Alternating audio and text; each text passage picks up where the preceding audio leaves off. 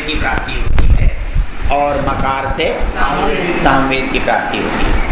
अर्थात जो थोड़ा उपासक है उसको थोड़ा सुख प्राप्त होता है, जो कुछ ज़्यादा उपासना करता है उसे पृथ्वी का अंतरिक्ष लोक का सुख प्राप्त होता है, और जो संपूर्ण परमेश्वर का ओंकार का तीनों मात्राओं का ध्यान करता है उसे पृथ्वी अंतरिक्ष सूर्य तीनों लोकों के सुख की प्राप्ति होती है। ऋग यजु साम तीनों विद्याओं का, तीनों ज्ञान का उसे बोध हो जाता है। ये बात यहाँ पर है। अब देखो ओम का एक प्रकरण आता है, कौन से उपनिषद में आता है?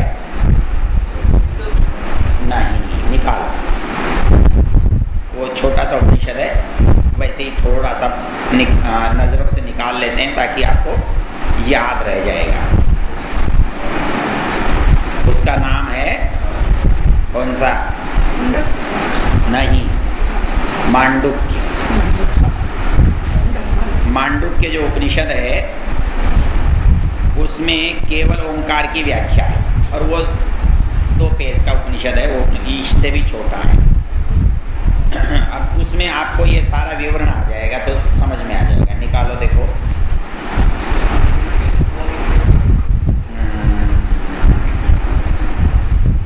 हाँ जी, पढ़ो तो।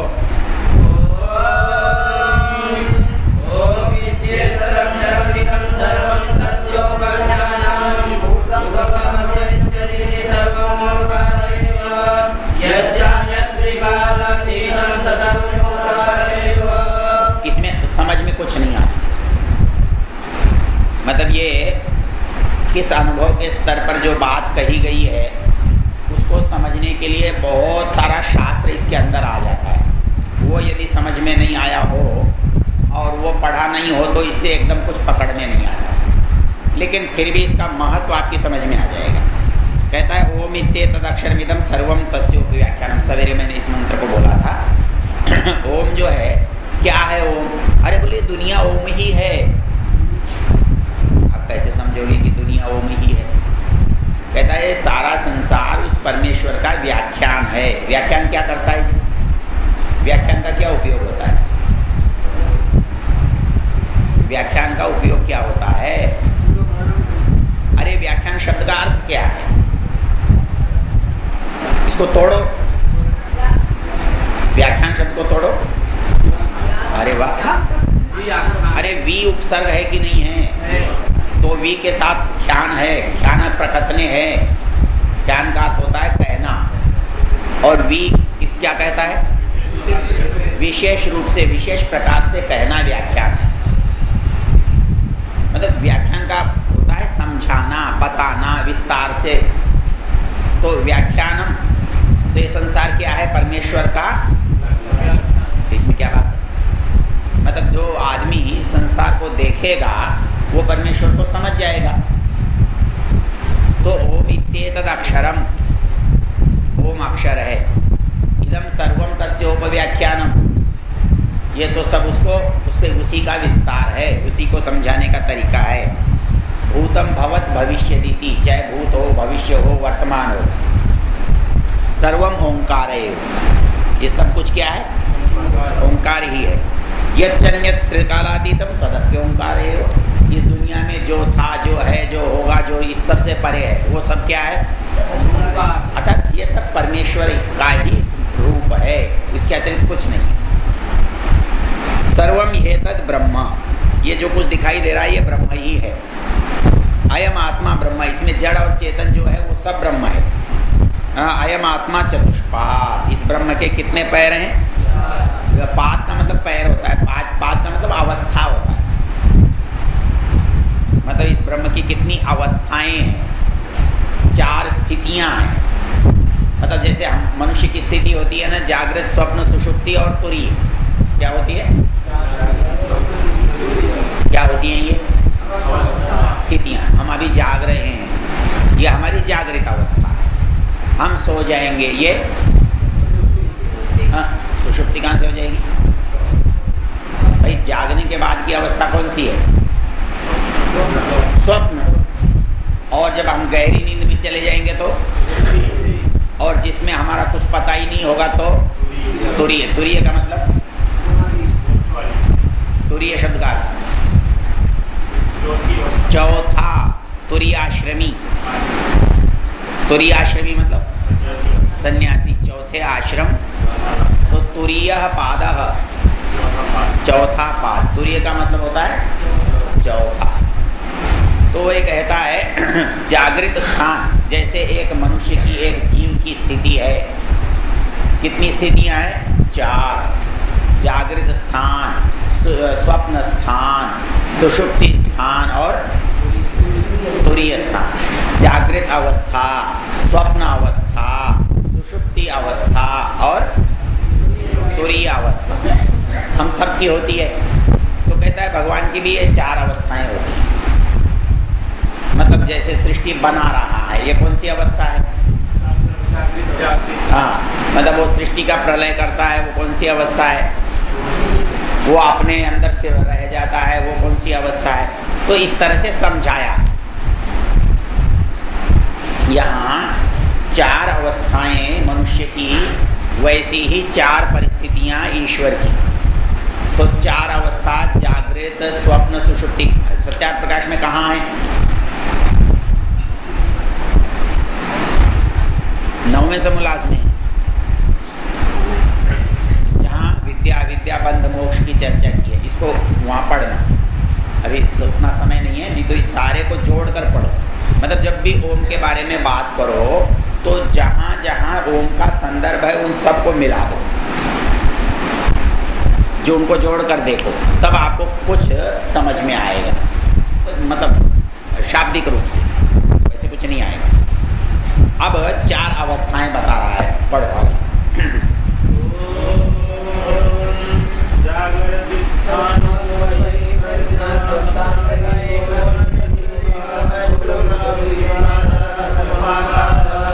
हाँ, जागृत स्थान की परिस्थिति क्या होती है? जागृत स्थान में व्यक्ति बाहर बुद्धि रखता है। मतलब हम जब जागते होते हैं तो क्या करते हैं? सांसारिक काम करते हैं, दुनियादारी के काम करते हैं। वही प्रज्ञा, प्रज्ञा को कहते हैं, प्रज्ञा, प्रज्ञा किसे कहते हैं? बुद्धि को। और वही प्रज्ञा बाहर बुद्धि वाला विशेषण है ना। परमेश्वर कैसा है? वही प्रज्ञा, बाहर बुद्धि वाला। बाहर बुद्धि वाले का मतलब कैसा होता है? कहता है सप्तांग, 49 मुख, स्थूल भूख, वैश्वानर। अब एक एक विशेषण है, ये ज़्यादा विस्तार में नहीं जाएंगे। कहता है ये सप्तांग, इसके 7 अंग हैं। मतलब मनुष्य में तो 7 अंग, 7 इंद्रियां हैं। और 20 मुख, ज्ञानेन्द्रिय, कर्मेंद्रिय, प्राण, अंतःकरण, ये सब मिलाकर 20 हो जाते हैं। स्थूल भूख मतलब बाहर की वस्तुओं का उपभोग करता है। और वैश्वानर, सब प्राणियों में अग्नि उसके द्वारा चलने वाला होता है। विश्वानर उसको ले जाने वाला होता है, प्राणियों में रहने वाला होता है। ये इसका पहला स्वरूप होता है, ये पहला स्थान होता है, ये पहली स्टेज होती है, इसकी पहली स्थिति होती है। जब क्या होता है? आत्मा जागृत अवस्था में होता है। सप्तांग, 49 मुख, और तीसरी बात क्या कही? जागृत बहि प्रज्ञा, सप्तांग, 49 मुख, स्थूल भूख, वैश्वानर कहते हैं। उस दशा का नाम क्या है? वैश्वानर। जो जागृत दशा है उसका नाम है वैश्वानर। वो वैश्वानर है, ये इसका पहला पाद, ये पहला पाद है, ये पहली स्थिति है। चलिए दूसरी।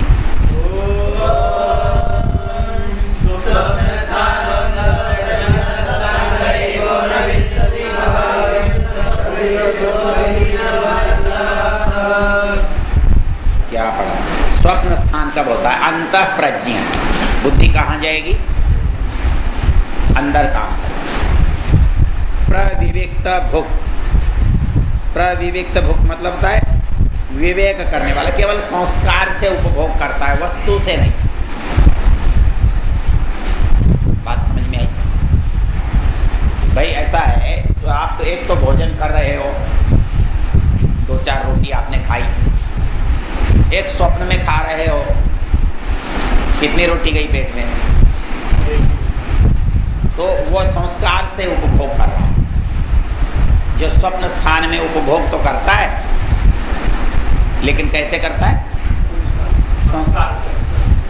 तो स्वप्न स्थानो अंतःप्रज्ञ सप्तांग 19 मुख प्रविवेक्त भुक तैजस। उस परिस्थिति का नाम क्या है? तैजस।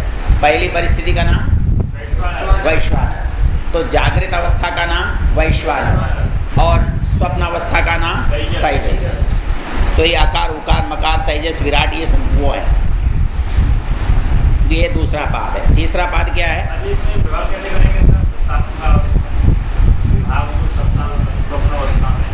किस चीज का?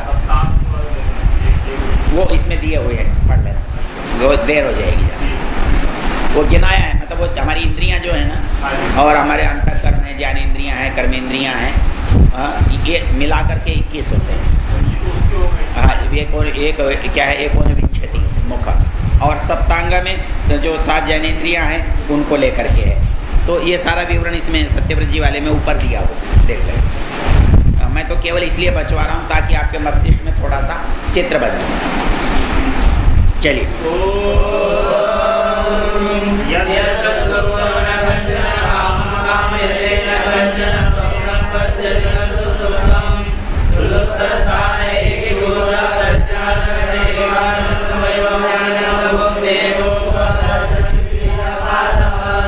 पहले का नाम था वैश्वानर, दूसरे का नाम तेजस, तीसरे का नाम प्राज्ञ।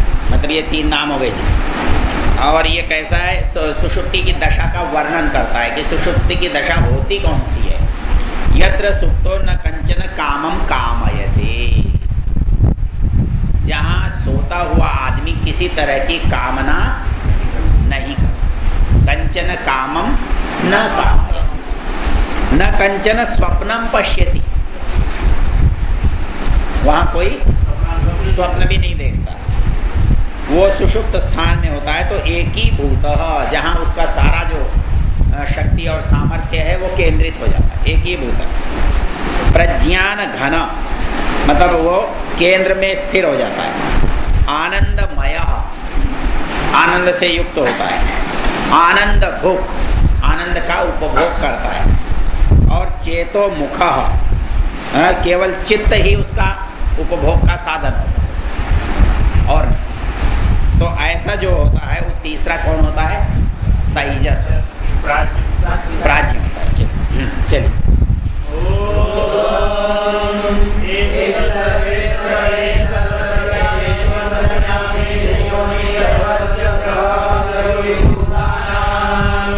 हाँ, जो ये स्थिति होती है, जो इन 3 स्थानों में जो निवास करने वाला है वो ब्रह्म कैसा होता है? कहता है सर्वेश्वर, सर्वज्ञ, अंतर्यामी, सर्वस्य योनि, प्रभावाप्यय भूतानाम। कहता है वो सर्वेश्वर होता है, सर्वज्ञ होता है, सर्वांतर्यामी होता है, सबका उत्पादक होता है और सभी भूतों के लीन होने और उत्पन्न होने का स्थान। चलिए, ये 3 हो गए।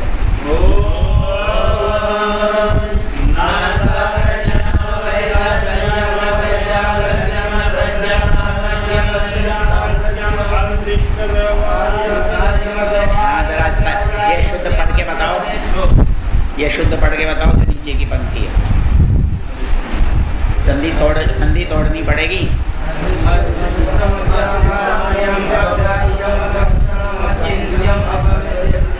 अव्यापदेश्य, ये देखो, ये ऐसे है ना। अंतःप्रज्ञ, मतलब जो चौथी दशा है वो बता ही नहीं जा सकती कि ये है। पहली दशा बता दी, दूसरी दशा बता दी, तीसरी दशा बता दी, लेकिन चौथी दशा कैसी है? कहता है न अंतःप्रज्ञम, न अंतःप्रज्ञा वाला है, न बहिप्रज्ञम, न बाहर की प्रज्ञा वाला है, न उभयता प्रज्ञम, दोनों प्रज्ञाओं वाला नहीं है, न अप्रज्ञम, बिना प्रज्ञा का भी नहीं है, न प्रज्ञम, प्रज्ञा का भी नहीं है। और क्या है? अदृश्यम, वो दृश्य भी नहीं है। अव्यवहार्यम, उसका उपयोग भी नहीं कर सकते हो, अग्राह्यम, उसे पकड़ भी नहीं सकते हो, अलक्षणम, उसकी परिभाषा भी नहीं कर सकते हो, अचिंत्यम, वो विचार में भी नहीं आ सकता है, अव्यपदेश्यम, वो शब्दों में भी नहीं आ सकता है, एकात्म प्रत्यय सारम, बस आत्ममान है, केवल अनुभवगम्य है, बाकी उसका कुछ भी नहीं हो सकता। ये दशा कौन सी है? ये चौथी है। प्रपंचोक्षमम शांतम शिवम अद्वैतम, ये दशा अद्वैतम, जहाँ शब्द जाकर व्यक्त हो जाते हैं, उस चीज को आप किसी तरह से व्यक्त ही नहीं कर सकते। तो ये अवस्था जो है शांतम शिवम अद्वैतम चतुर्थम मन्यन्ते स आत्मा स विज्ञेय, वो आत्मा है जिसे जानना चाहिए। अब ये ओंकार शब्द जो है यहाँ 4 अवस्थाओं से समझाया, जागृत अवस्था से, स्वप्न अवस्था से, सुषुप्ति अवस्था से और तुरीय अवस्था से। अब इसी ओंकार को 4 मात्राओं से समझाता है, जिसे अभी हमने प्रश्न में समझा था, उसको मांडुक्य में कैसे समझाता है देखो।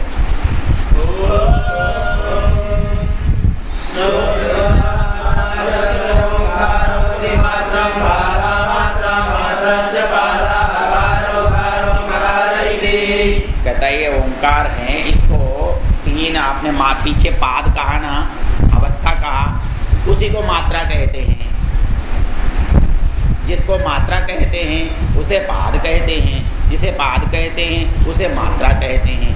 अर्थात जो अवस्था है वो मात्रा है, जो मात्रा है वो अवस्था। तो पहले अवस्था से समझाया, अब मात्रा से समझा रहा है। तो कहता है सोयम आत्मा, जो परमात्मा है वो कैसा है? अध्यक्षरम, अक्षरों में है, ओम इन अक्षरों में। तो वो कैसा है?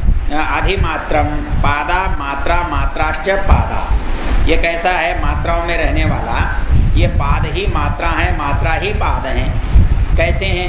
अकार उकारो मकार इति, ये 3 मात्राएं हैं, अकार उकार और।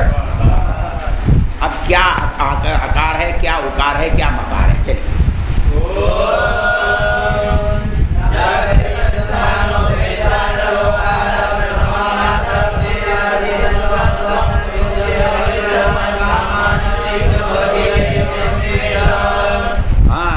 जो जागृत स्थान है वही आकार है, जो जागृत स्थान है या जागृत अवस्था है वही आकार है। जागृत स्थान है उसको आपने वैश्वानर कहा था, वो वैश्वानर जो है वो आकार है, वो प्रथमा मात्रा है। और जो प्रथमा मात्रा को ध्यान करता है या जिसका परमेश्वर का चिंतन करता है वो क्या होता है? आपतेर आदिमत्वाद आपनोति, ये आदि है, शुरू है। तो प्रथम मात्रा का चिंतन करने से वो क्या होता है? आपनोति, उसे प्राप्त करता है। आदिमान भवति, वो अपने समुदाय में पहला बन जाता है। आदिमान भवति, यो वही सर्वान कामान आपनोति, उसकी सब इच्छाएं पूरी हो जाती हैं। यह एवं वेद, जो पहली मात्रा को जानता है, मतलब प्रश्न में भी पहली मात्रा और ये मांडुक्य में भी पहली मात्रा, और इसमें ही अवस्था, मात्रा अवस्था। तो मात्रा का 2 जगह वर्णन हुआ, मांडुक्य में और प्रश्न में। चलिए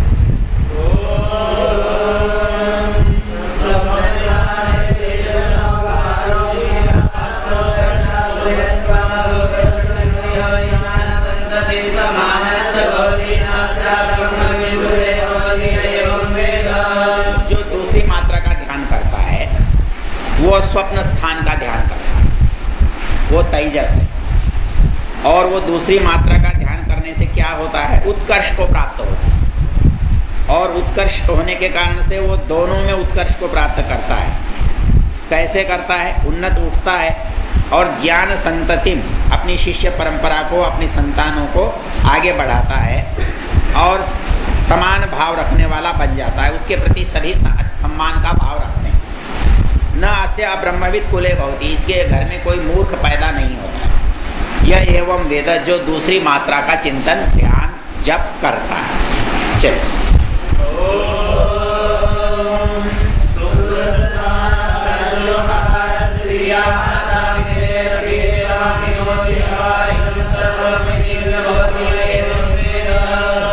जो तीसरी अवस्था और तीसरी मात्रा, वो क्या है? उकार। तो उकार जो है वो सुषुप्त स्थान, तीसरी अवस्था है, उसको प्राज्ञ कहते हैं। ये तृतीया मात्रा। मीतेर अपीतेर, क्यों कहते हैं इसको तीसरा मीते? मतलब ये क्या होता है? ज्ञान को बढ़ाने वाली होती है, मतलब इसका ज्ञान अत्यंत बढ़ जाता है। और अपीति अर्थात ये उसमें लीन हो जाता है परमेश्वर में। मिनोति जान लेता है, माप लेता है, अर्थात पहुंच जाता है। इदम सर्वम अपीति, सभी विषयों को अच्छी तरह से जानता है और उसे कहीं भी दुख की प्राप्ति नहीं होती। यह एवं वेद, जो इस तीसरी मात्रा को, तीसरी अवस्था को जानता है। चलिए अब चौथी अवस्था।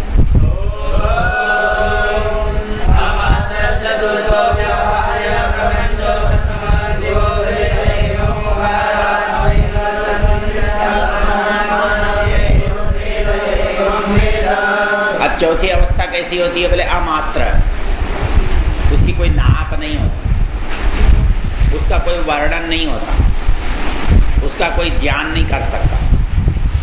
अमात्र चतुर्थो अव्यवहार्य, और प्रपंचोपशम, जहाँ सब जाकर ठंडा हो जाता है, कुछ बचता है। शिव कल्याणकार, अद्वैत, जहाँ दूसरे का भान ही नहीं होता। ऐसा जो ओंकार है, आत्मैव संविशत्य आत्मना आत्मानम, जहाँ आत्मा में आत्मा का प्रवेश हो जाता है। यह एवं वेद, जो इस चौथी स्थिति को जानता है, तो उस समय वो स्वयं नहीं रहता। वो स्वयं क्या होता है? परमेश्वर में अपने आप को समर्पित कर चुका होता है और अपने अस्तित्व से परे। तो ये मांडुक्य हो गया। ये तुम्हारा ज्यादा किया मैंने।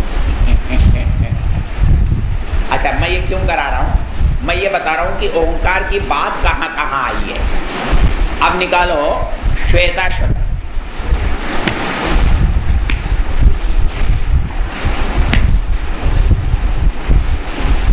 मतलब कभी आपको ओंकार पर ही व्याख्यान देना पड़े तो इतने संदर्भ आपके सामने।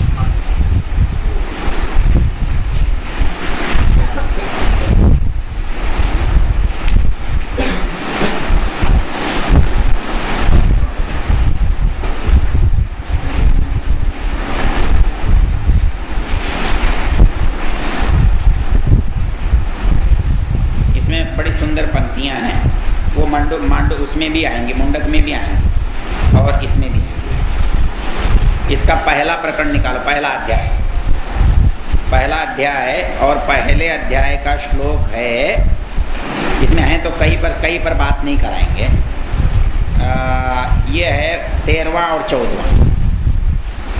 13वां और 14वां। 13वां पढ़ो, 13वां पढ़ो। यहाँ आराम से, यहाँ बैठ के आराम। ये समाधि में सुनते हैं नहीं? हाँ जी, 13वां पढ़ो।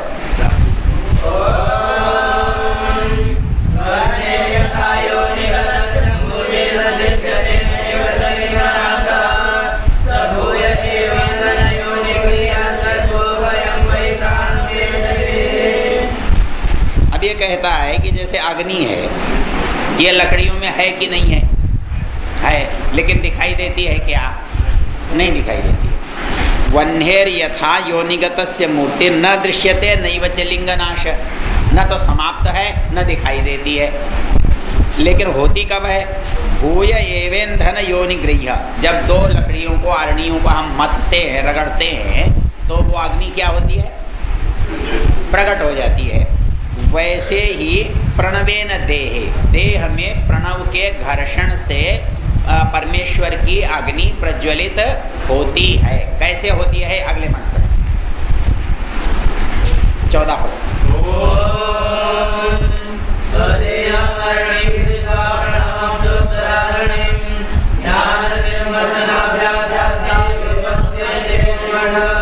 ये कहता है स्वदेहम अरणिम कृत्वा, बोले आपको प्रकाशित करना है ना परमात्मा को, तो वो अग्नि की तरह से समिधाओं में व्याप्त है।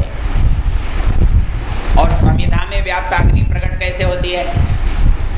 घर्षण से, मंथन से, परिश्रम से। तो तुम्हें क्या करना है? स्वदेहम अरणिम कृत्वा, अपने देह को तो एक अरणी बनाओ, और प्रणवम चोत्तरारणिम, और ओंकार को दूसरी अरणी बनाओ, और ध्यान से मंथन करो। ध्यान निर्मथनाभ्यास, क्या होगा? अग्नि जो है वो प्रकाशित हो जाएगी। स्वदेहम अरणिम कृत्वा, अपनी देह को अरणी बनाकर, प्रणवम चोत्तरारणिम, प्रणव अर्थात ओंकार को दूसरी अरणी बनाकर, ध्यान रूप मंथन से देवम निगूढ़म पश्येत, अंदर छिपे हुए देव को देखे, दर्शन करे। समझ में आया? तो यहाँ प्रणव क्या है? प्रणव ओंकार को, प्रणव कहाँ नाम आता है? ओंकार क्यों नहीं कहा यहाँ, प्रणव क्यों कहा? कैसे पता कि प्रणव और ओंकार एक ही हैं? तो वहाँ प्रणव कहा, प्रणव ओंकार है, ये कैसे पता?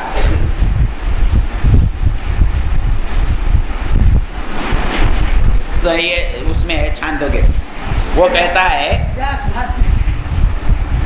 हाँ वो कहता है कि प्रणव कब कहते हैं, जो ऋग्वेदी हैं वो उसको क्या कहते हैं? प्रणव कहते हैं। यजुर्वेदी ओंकार कहते हैं, और सामवेदी उसी को उद्गीत कहते हैं। ऋग्वेदी उसे प्रणव कहते हैं, यजुर्वेदी उसे ओंकार कहते हैं, और सामवेदी उसे उद्गीत कहते हैं। तो यहाँ प्रणव, इसलिए इसने प्रणव कहा। तो प्रणव का अभिप्राय वही है। बाकी भी इसमें बहुत सारे काम की चीजें, पर उसे छोड़ देते। इसमें योग की स्थिति बताने वाले भी 5-10 पंक्तियां हैं, वो अपने आप पढ़ लेना, देख फिर कभी देखें। अच्छा, अब फिर ये चर्चा दूसरी जगह कहाँ आई है? अब मुंडक में आई है, उसमें पढ़ेंगे तो पता ही लगेगा, लेकिन फिर भी बता देता हूँ।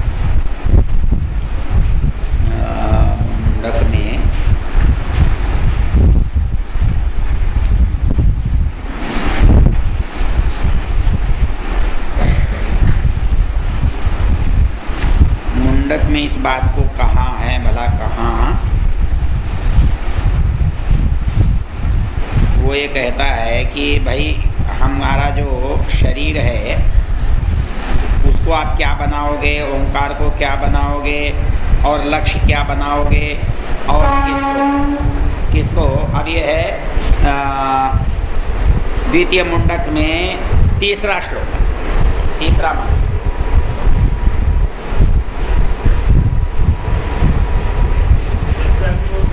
ना धनुर्गृहीत्वा पढ़ो।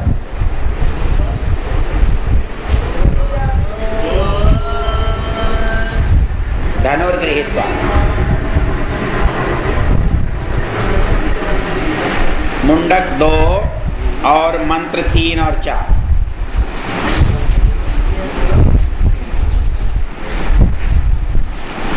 नहीं मिला।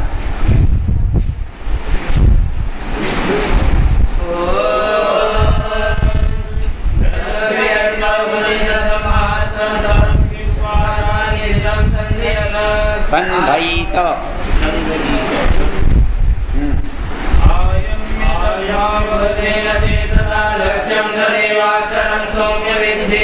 हाँ, कहता है कि ये उपासना होती कैसे है? धनुर्गृहीत्वा उपनिषदम महास्त्रम, लड़ाई में जाते हो तो आपके पास अस्त्र शस्त्र होने चाहिए। तो इस उपासना के संग्राम में उपनिषद जो है महास्त्रम, ये धनुष है। अस्त्र और शस्त्र में क्या अंतर होता है? अस्त्र और शस्त्र में क्या अंतर होता है? शस्त्र जो है निकट से मारना, और अस्त्र जो है वो दूर से मारना। तो धनुर्गृहीत्वा उपनिषदम महास्त्रम, उपनिषद जो है ये महान अस्त्र है, धनुष। और क्या है? शरम युपासा निशितम संधयित, और बाण क्या है? उपासना। मतलब जिसकी जितनी तीव्र उपासना होगी उसका बाण उतना ही तीव्र होगा। आयम में तद्भावगतेन चेतसा, कहता है उसको खींचो और एकाग्र हो जाओ और अक्षरम सौम्य विद्धि। और किसको बींधना है? अक्षरम, हाँ, उस अक्षर को बींधना है। किससे? धनुर्गृहीत्वा उपनिषदम महास्त्रम शरम योपासा निशितम संधयित आयम्य तद्भावगतेन चेतसा तदेवाक्षरम सौम्य विद्धि। इस बात की स्पष्टता अगले मंत्र में है, पढ़ो।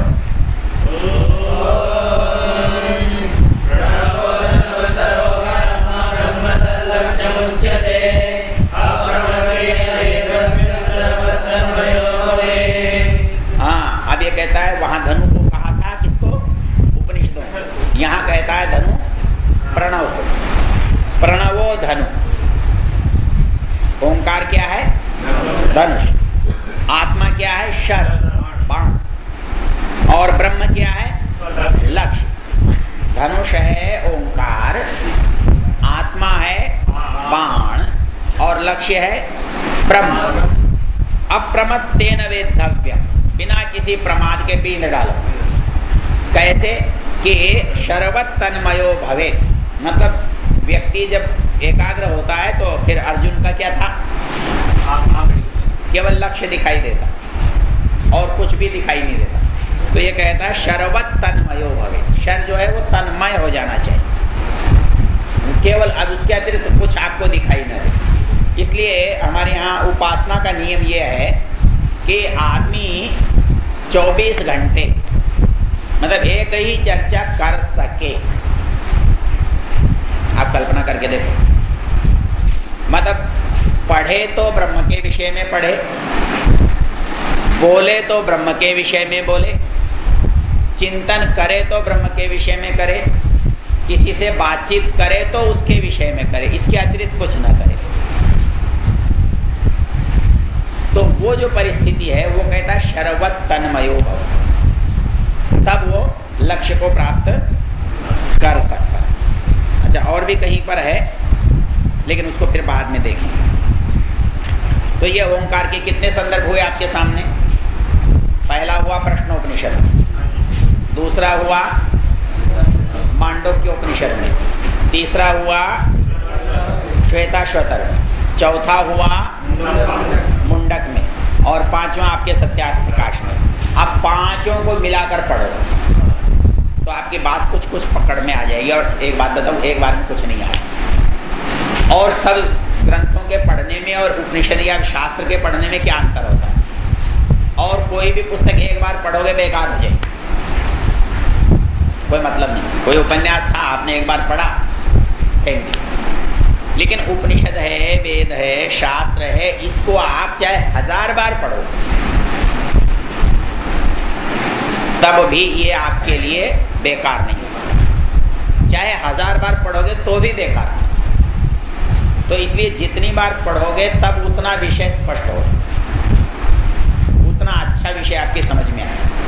तो अलग अलग जगह पर जहाँ जहाँ लिखा है उन संदर्भों को मिलाकर, तो उपनिषदों में और भी 1-2 जगह आया है, उसको भी इससे मिलाकर पढ़ोगे तो विषय बहुत अच्छी तरह से समझ में आएगा। चलिए, तो ये हो गया ओम। ये चर्चा किसकी हुई? ओंकार। उसमें कैसे था बोला? योग दर्शन में आपने अभी सूत्र बोला सत्यवाचक, इसका अगला सूत्र क्या है?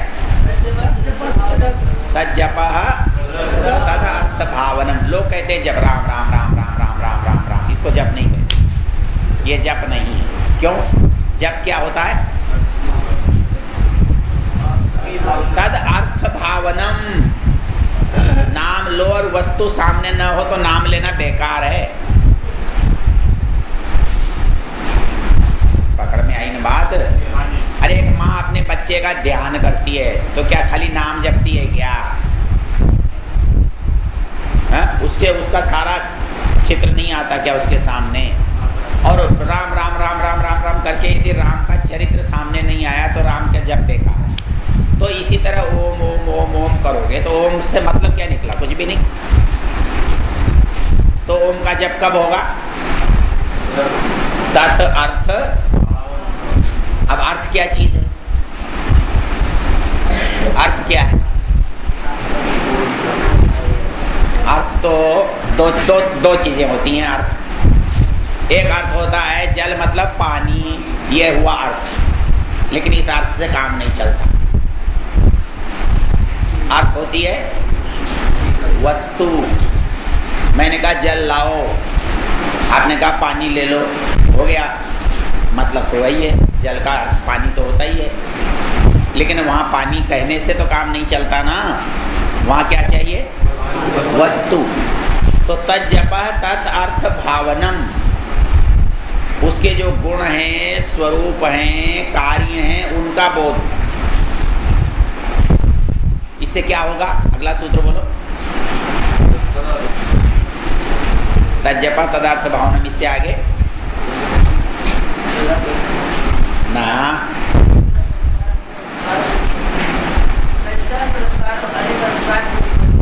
ना,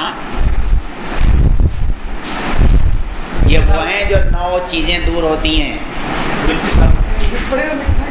नहीं, वो कहता है कि आपके जो बुराइयां वो है ना 9,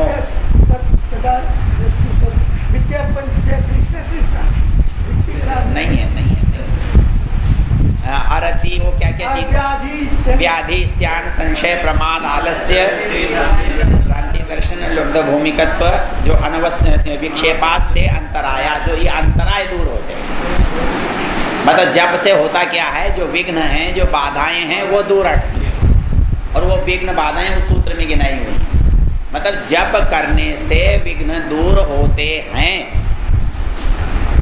और आपने जप किया और विघ्न दूर नहीं हुए तो आपने जप किया ही नहीं है। तज्जपः तदर्थ भावनम, तो वो अंतराय दूर करने के लिए, अर्थात मतलब उसका लाभ आपको प्रतीत होना चाहिए, तब आपको लगेगा कि आप ठीक है आदि। तो इसी तरह से और भी संदर्भ आप देख सकते हो, कोई बात नहीं। ये तो मैंने केवल इसलिए आपको बताया कि आपका ध्यान इस बात पर जाना चाहिए कि कहाँ इस बात को किस तरह से कहा। ठीक है, चलो। अंतराय कहते व्यवधान, बाधाएं, विघ्न। हाँ, देखो सूत्र की शुरुआत नहीं आ रही मुझे ध्यान, कोई अब आएगी तब। हाँ, चौथा, इसका आखिरी प्रश्न बताओ क्या है? ब्रह्म की 16 कलाएं। कला किसको कहते हैं? आर्ट नहीं है यहाँ, कला कहते हैं अंश। चंद्र की 16 कला। आज चंद्र 1 कला का है, कल 2 कला का होगा, परसों 3 कला का होगा, 10 कला का होगा, 14 कला का होगा, 15 कला का होगा, और पूर्णिमा के दिन 16 कला वाला होगा, अर्थात 16 टुकड़े उसके जुड़ जाए। तो कला का अर्थ होता है अंश, मतलब उसकी पूर्णता कितनी है। तो ब्रह्म क्या है? 16 कला वाला। ये हमारे देवताओं में चलता है, कौन सा देवता कितनी कला का है। भगवान कृष्ण कितनी कलाओं वाले हैं, राम जी कितनी कलाओं वाले हैं, वो कितनी कलाओं वाले, ऐसे ऐसे बात चलती। चलिए, ब्रह्म की 16 कला क्या है?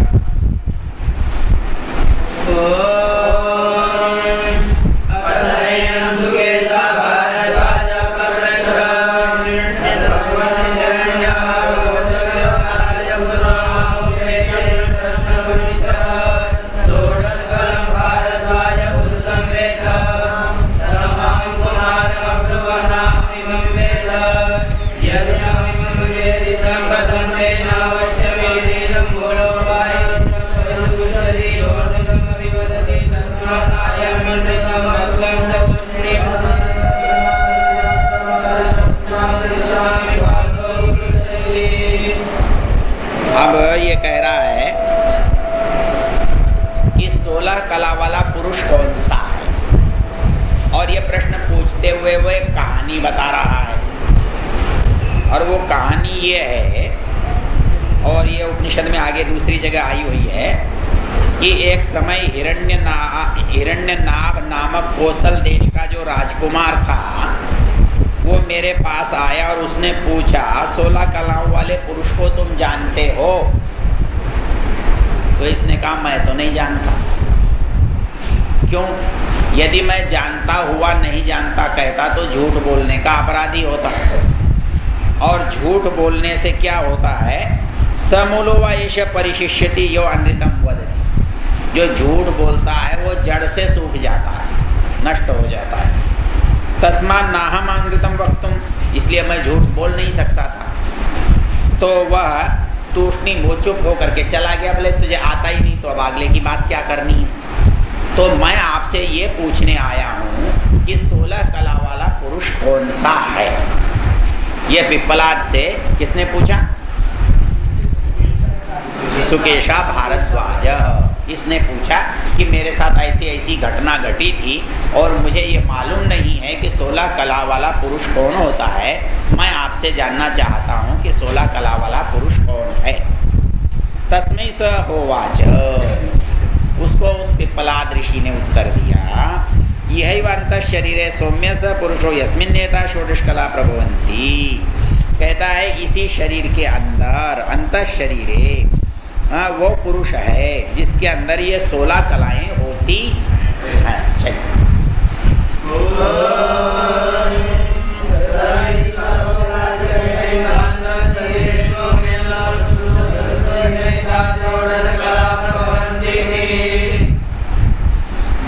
तो अब ये कैसे पता लगे कि 16 कला क्या है? तो कहता है सईक्षान चक्रे कस्मिन् उत्क्रांते उत्क्रांतो भवती थी, और ये ऊपर की बात हुई। कहता यह अंतः शरीर है सौम्य, ये सौम्य इस अंतः शरीर में, मतलब कहाँ है? तो जीवात्मा ने चिंतन किया भाई कहाँ से कहाँ है वो। तो वो कहता है कि मैं यहाँ से निकल भी गया तो मेरा फिर स्थान कौन सा होगा? तो पुरुष ब्रह्म रूप 16 कलाओं के निकल जाने से मनुष्य शरीर क्या है, जिनसे मनुष्य शरीर बना है, वो इस शरीर में नहीं रह सकता। इसलिए जीवात्मा इस शरीर में रहता है, वैसे ही 16 कलाओं वाला पुरुष ब्रह्म भी इसी शरीर में रहता है। तो कौन है वो 16 कलाओं वाला? देखो,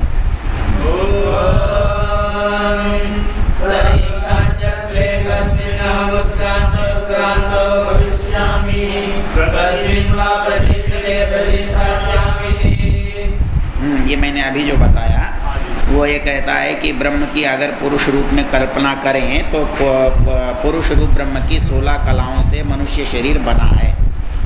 तो वो ये कहता है कि ये कौन इसमें रहता है? तो इसमें दोनों रहते हैं। 16 कलाओं वाला परमेश्वर भी इसी में है और 16 कलाओं वाला पुरुष भी इसी में है। अब 16 कला हैं कौन सी वो बताता है।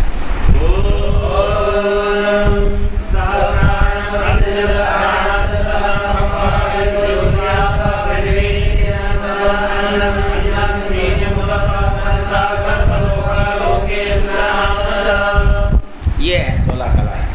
कहता है कि पहले प्राण का सर्जन किया, प्राण से श्रद्धा, पृथ्वी, आप, तेज, वायु, आकाश, इंद्रियां, मन, अन्न, वीर्य, तप, मंत्र, कर्म, लोक और नाम, इन 16 कलाओं का उस परमेश्वर ने सृजन किया। इन 16 कलाओं का जिसमें ब्रह्मांड तथा पिंड का निर्माण होता है, इनसे युक्त वह पुरुष है।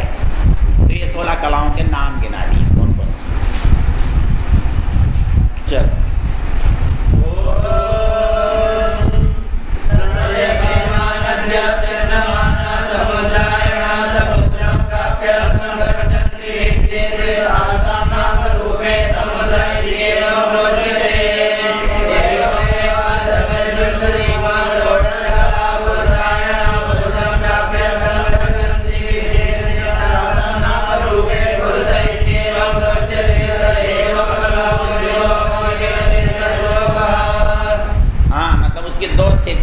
सकल और अकल।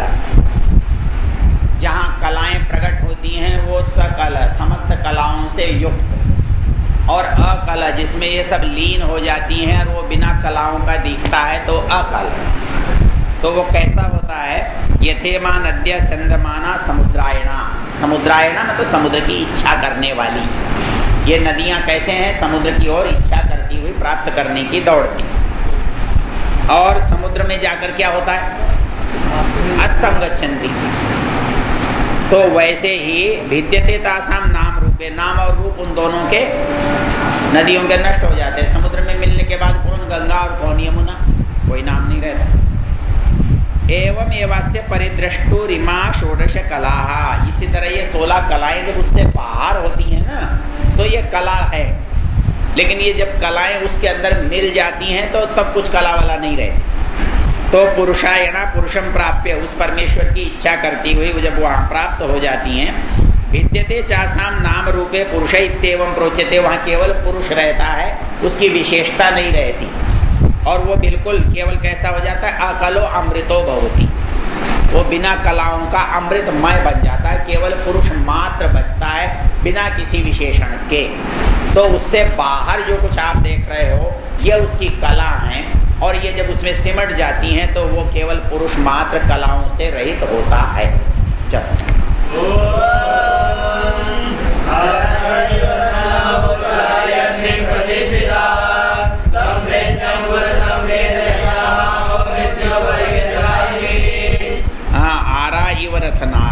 ये कलाएं उस पुरुष में ऐसे ही रहती हैं जैसे रथ की नाभि में आरे रहते हैं। तम वेद्यम पुरुषम वेद, इसलिए जो उस पुरुष को जान लेता है उसके लिए यह स्वयं ज्ञात हो जाती हैं। और न मृत्यु परिव्यथा, और उस पुरुष को जानने वाला व्यक्ति कभी मृत्यु से व्यथित या दुखी नहीं होता। चलिए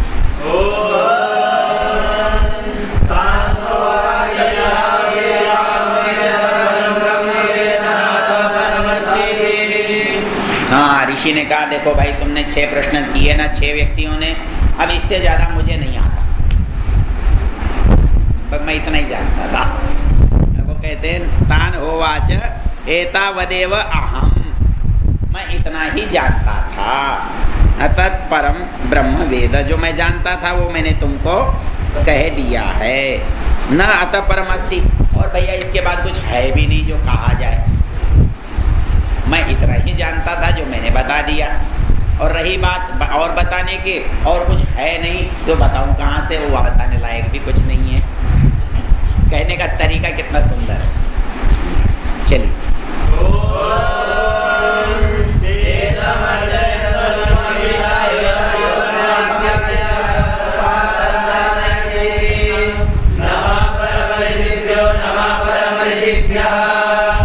उसका धन्यवाद किया है। धन्यवाद के शब्द देखो, उन सब शिष्यों ने मिलकर पिप्पलाद ऋषि का धन्यवाद कैसे किया। ते तम अर्चयन्तः, उन्होंने उसकी पूजा करते हुए, अर्चना करते हुए, आदर करते हुए कहा त्वम ही न पिता, तुम हमारे पिता हो। क्यों पिता की क्यों हो तुम हमारे? कहता है यो अस्माकम अविद्याया परम पारम तारयसी, तुम हमें अविद्या के पार ले जा रहे हो। इसलिए तुम हमारे कौन हो? पिता हो। तुम ऐसे पिता को नमः परम ऋषिभ्यो, नमः परम ऋषिभ्य, ऐसे परम ऋषियों को हमारा नमस्कार है। 2 बार पाठ क्यों है? हाँ, पुस्तक की समाप्ति सूचक है, इसलिए नमः परम ऋषिभ्यो। ये नमः परम ऋषिभ्यो मंत्र कहीं और भी आया है, बताओ कहाँ आया है?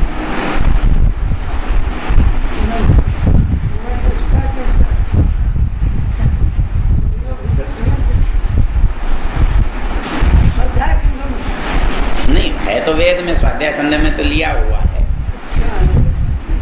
नमः पथिकृतभ्यो पूर्वजेभ्य पूर्वेभ्य पथिकृतभ्य ऋषिभ्यो नमः, जो हमारे पूर्वज हैं, हमसे पहले हुए हैं, जिन्होंने हमारे लिए रास्ता बनाया है, उनके लिए हमारा नमस्कार है।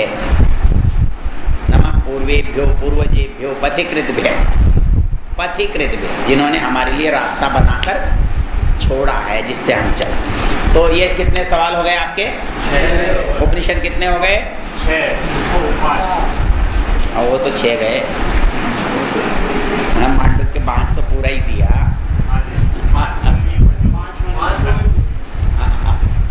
चलो अब एक बात बची, कौन सी? चलो इसको भी बाँचना है ना। चलो 5 तो कौन सा उपनिषद?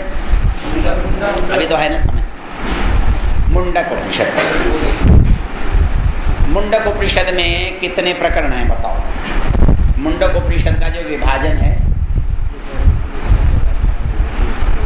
इसके बारे में अब ये व्याख्यान तो है ना, अब मुंडक में बहुत अच्छी अच्छी बात आएंगी, उसको विस्तार कर देंगे।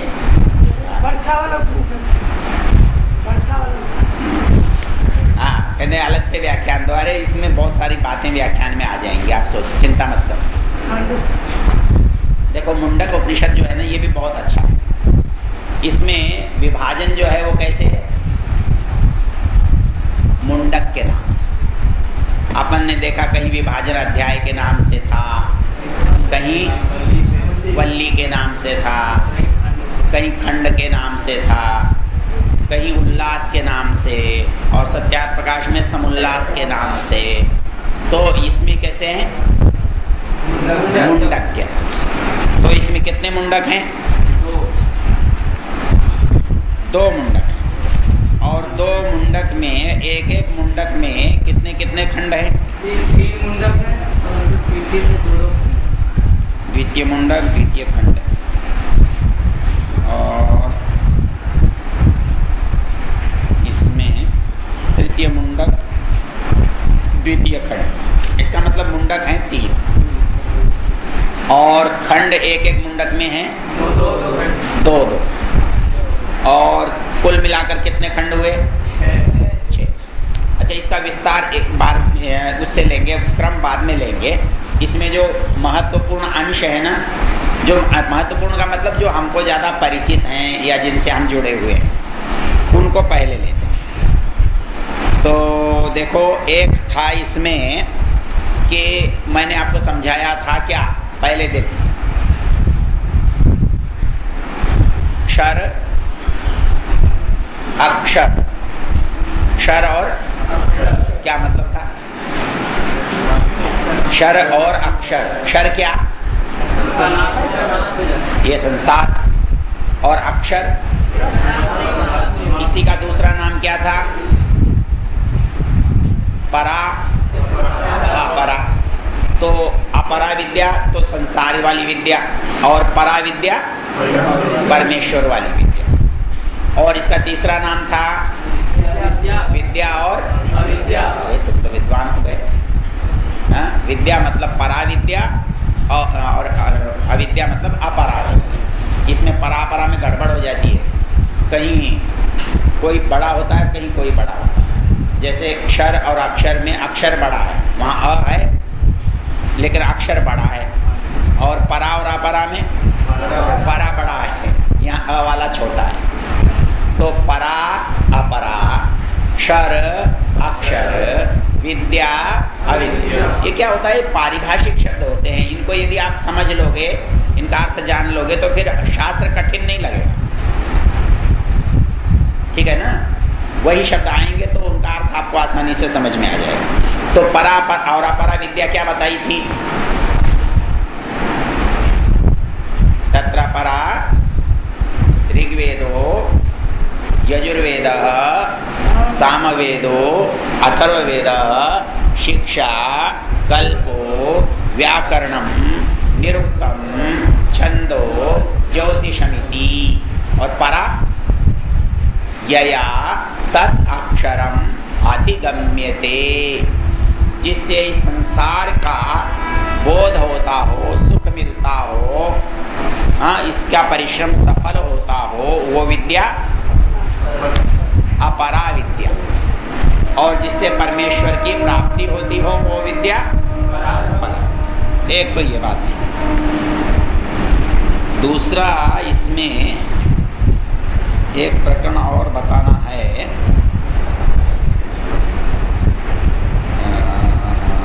अच्छा, एक वो प्रकरण भी इसमें है जो मैंने पहले दिन आपको बताया था कि कर्मकांड और ज्ञान कांड का ऊंचा नीचा विरोध का जो भाव है वो है कि नहीं है, वो भी इसमें। फिर ये एक और प्रकरण है इसमें,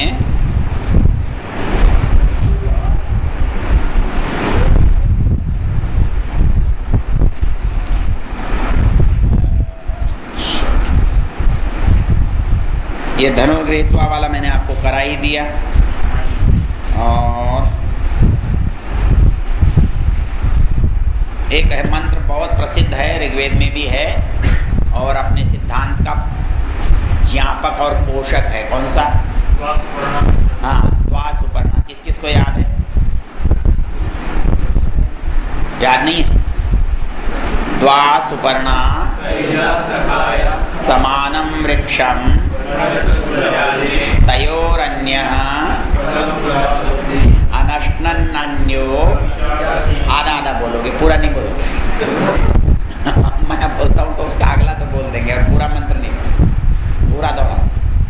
द्वा सुपर्णा सयुजा सखाया समानं वृक्षं परिषस्व जाते तयोरन्यः पिप्पलं स्वादुवत्ति अनश्नन् अन्यो अतिजातशीति।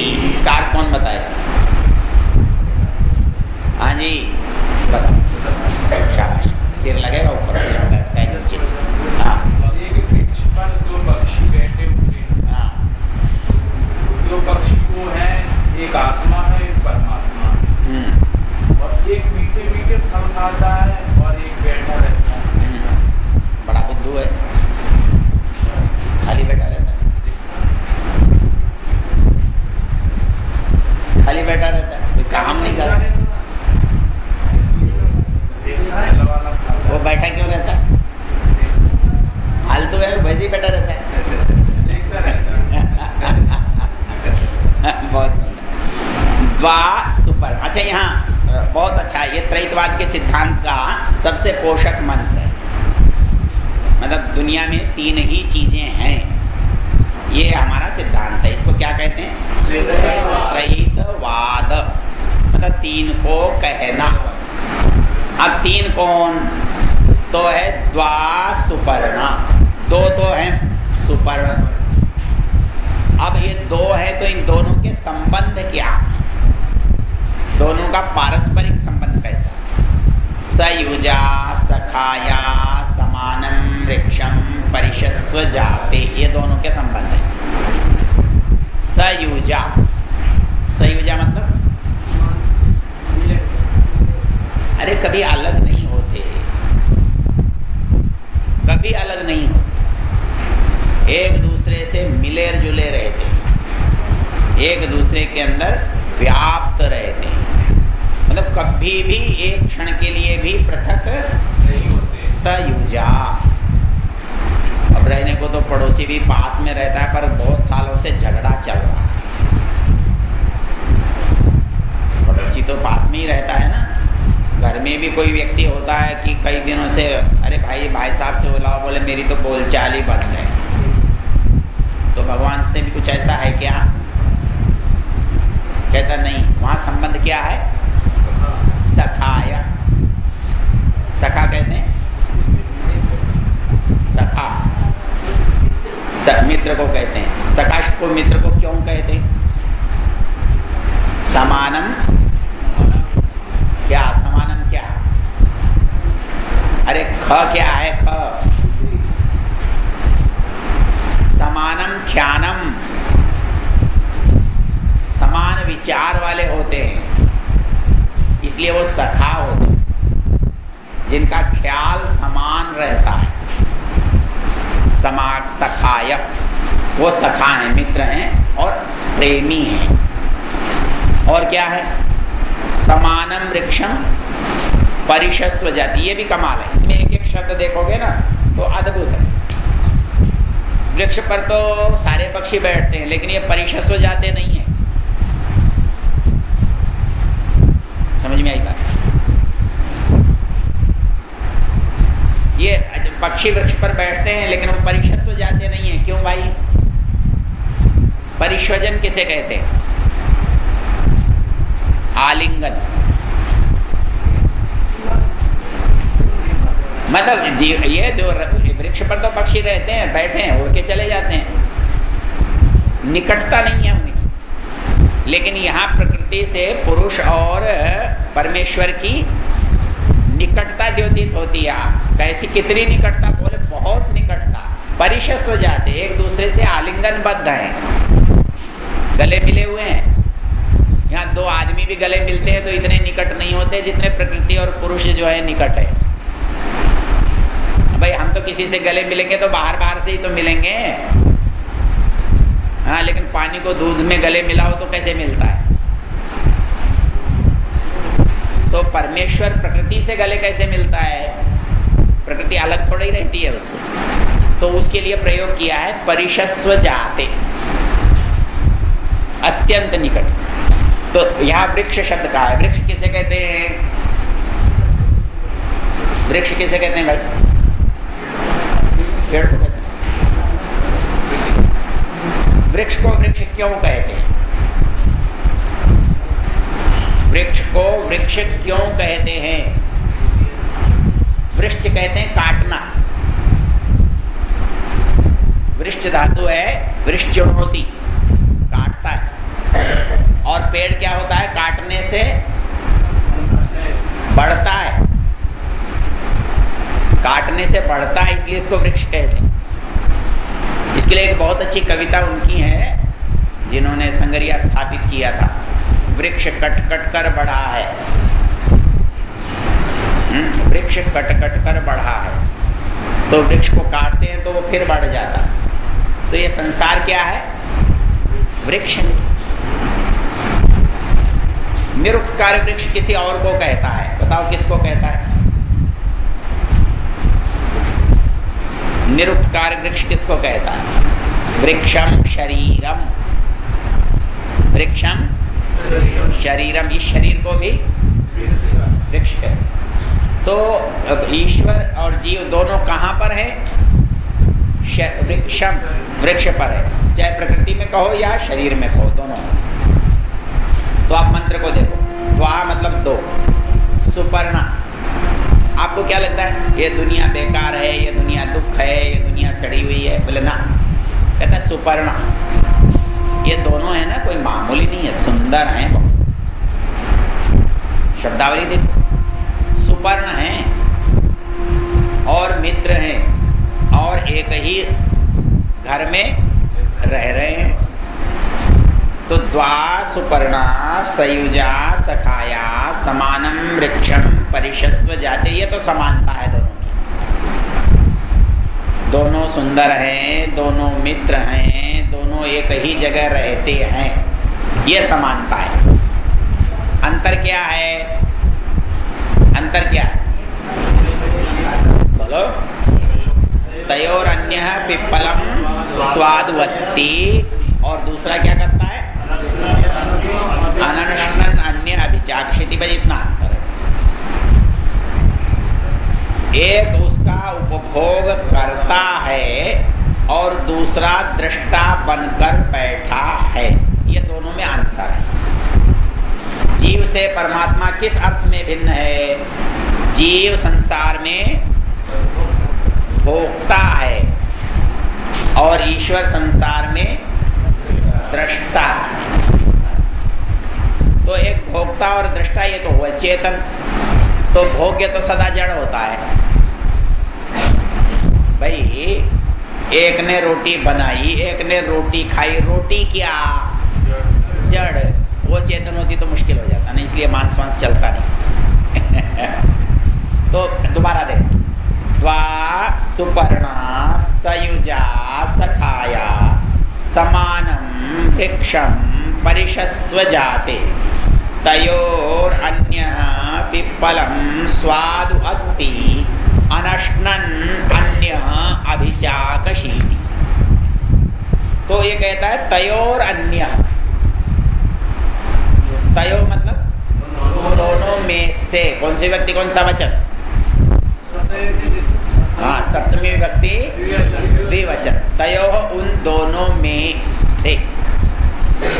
तयोर अन्य पिप्पलम, अत्ति नहीं कहा, स्वादवत्ती। संसार में बोले बस स्वाद भरा हुआ बहुत है। हाँ, सवेरे क्या खाया था? स्वादु नहीं थी। हाँ, तुम तो स्वादु स्वादु खाते हो ना, इसलिए तो कहा है तुम जीव हो स्वादुवत्ती। पिप्पलम स्वादुवत्ती, संसार का फल जो है वो कैसा है? स्वादु है, उसको खाता है। और दूसरा कौन है? अनश्नन, न खाता हुआ। कोई एक दिन की बात नहीं है, एक आध बार में नहीं है, निरंतर। अनश्नन, न खाता क्या करता है? अभिचाक्षिति, यूं मामूली नहीं देखता, बहुत गहराई से देखता है, अच्छी तरह से निरीक्षण करता है, परीक्षा करता है कि तुम उसे धोखा वोखा तो नहीं दे रहे हो। तो आप पूरे में सिद्धांत क्या निकल के आया? बोलो, कौन बताएगा?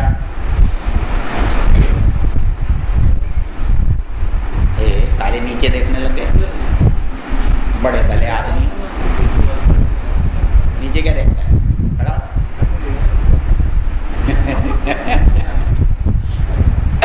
क्या मंत्र का भाव निकला?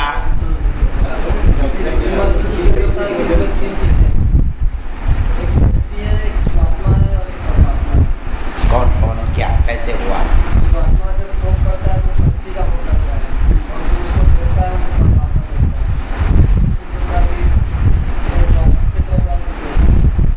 ठीक है, और कोई बात बोलो, कोई विशेष बात बता सकते हो? पूछने का नंबर आता है तो नीचे देखते हैं। चलो, अच्छा और देखता हूँ इसमें क्या है।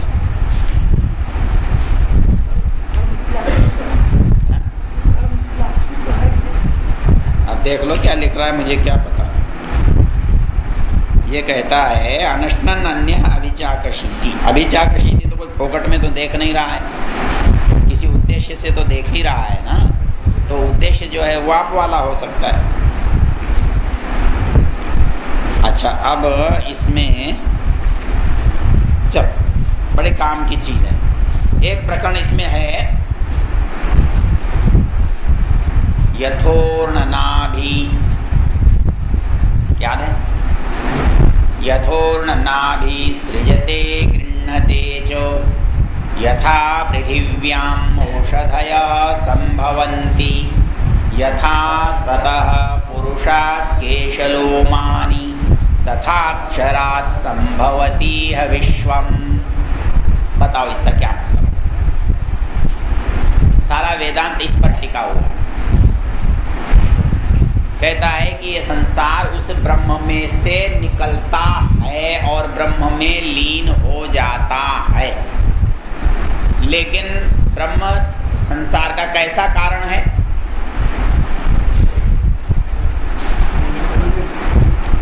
जरा पीछे लौटो। अच्छा, कारण क्या होता है जी, ये बताओ। नीचे मत देखो, सामने देखो। कारण क्या होता है? कारण किसे कहते हैं? जिससे कोई वस्तु बनती है। जैसे उदाहरण दो। तो मिट्टी से घड़ा बना, तो मिट्टी पड़ी रहे और घड़ा बन जाएगा क्या? तो फिर कैसा कारण हुआ? मिट्टी कैसा कारण हुआ? क्योंकि कारण का मतलब होता है जिसके बिना काम न हो और जिसके होने से काम हो, उसको कारण कहते हैं। अब झगड़ा किस बात को लेकर है कि कारण तो मिट्टी से घड़ा बना, इसमें मिट्टी कारण है, ये समझ में आता है। लेकिन क्या केवल मिट्टी से घड़ा बन जाएगा?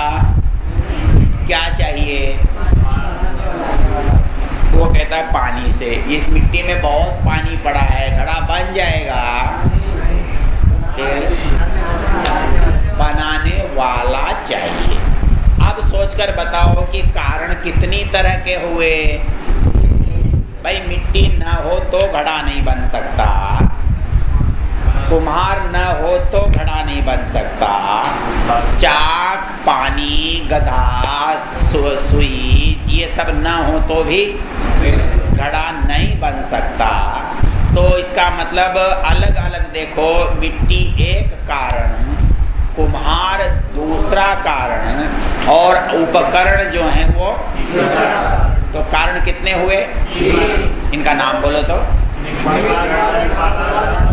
पंडितों के लिए नहीं है। ये इन बच्चों के। हाँ बोलो भाई, कुम्हार उपादान कारण है क्या? कुम्हार घड़े का उपादान कारण है? बोले नहीं। क्यों भैया? तुमने अभी तो कहा कारण होता है कुम्हार। उपादान कारण किसे कहते हैं? उपादान कारण किसे कहते हैं?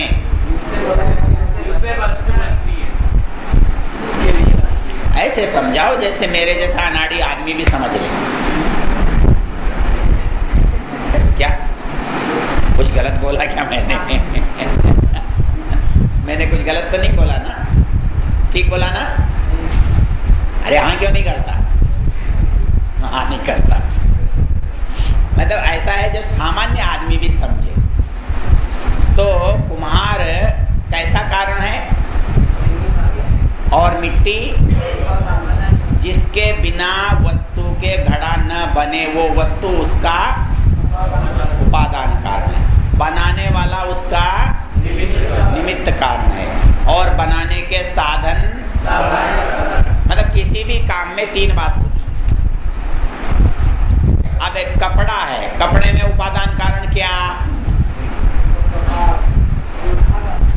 नजदीक जाओ, दूर मत जाओ।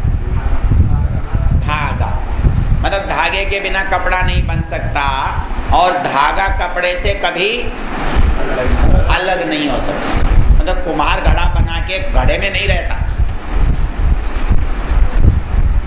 कुम्हार घड़ा जो बना के अलग हो जाता है।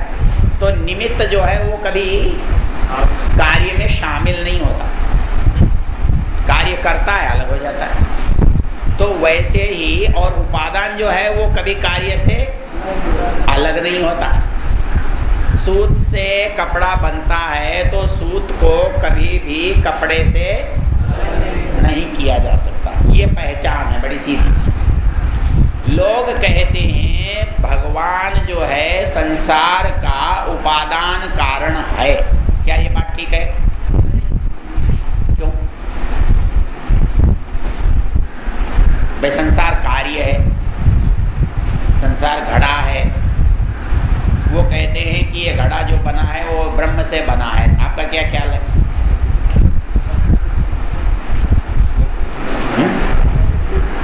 बोलो। प्रकृति से बना है। तो उपादान कारण ब्रह्म हुआ कि प्रकृति हुई?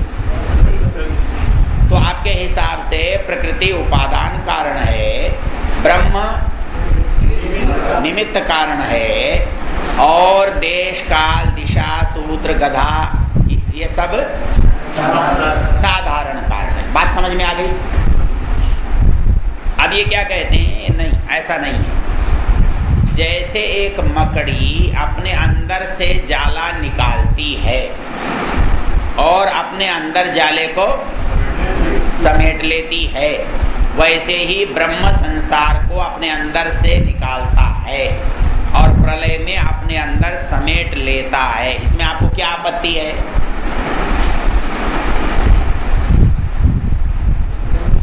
बोलो। यहाँ मकड़ी जो है वो कौन सा कारण है जाले का?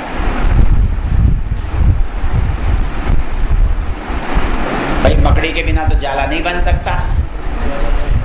और जाला और मकड़ी दोनों साथ हैं, तो इसका मतलब मकड़ी क्या हुई? जाले का। अरे गलत बोल रहे हो ना भाई। जाला किसके बिना नहीं बन सकता? मकड़ी के बिना। तो जिसके और जाले और मकड़ी का अस्तित्व साथ में, जाला वापस कहाँ जाता है? मकड़ी में। तो फिर मिट्टी से घड़ा बना और वापस घड़ा टूटा तो मिट्टी घड़े का, तो संसार ब्रह्म का कार्य हुआ कि नहीं हुआ? और जो संसार है इसका उपादान कारण ब्रह्म हुआ कि नहीं हुआ? चुप क्यों हो गए?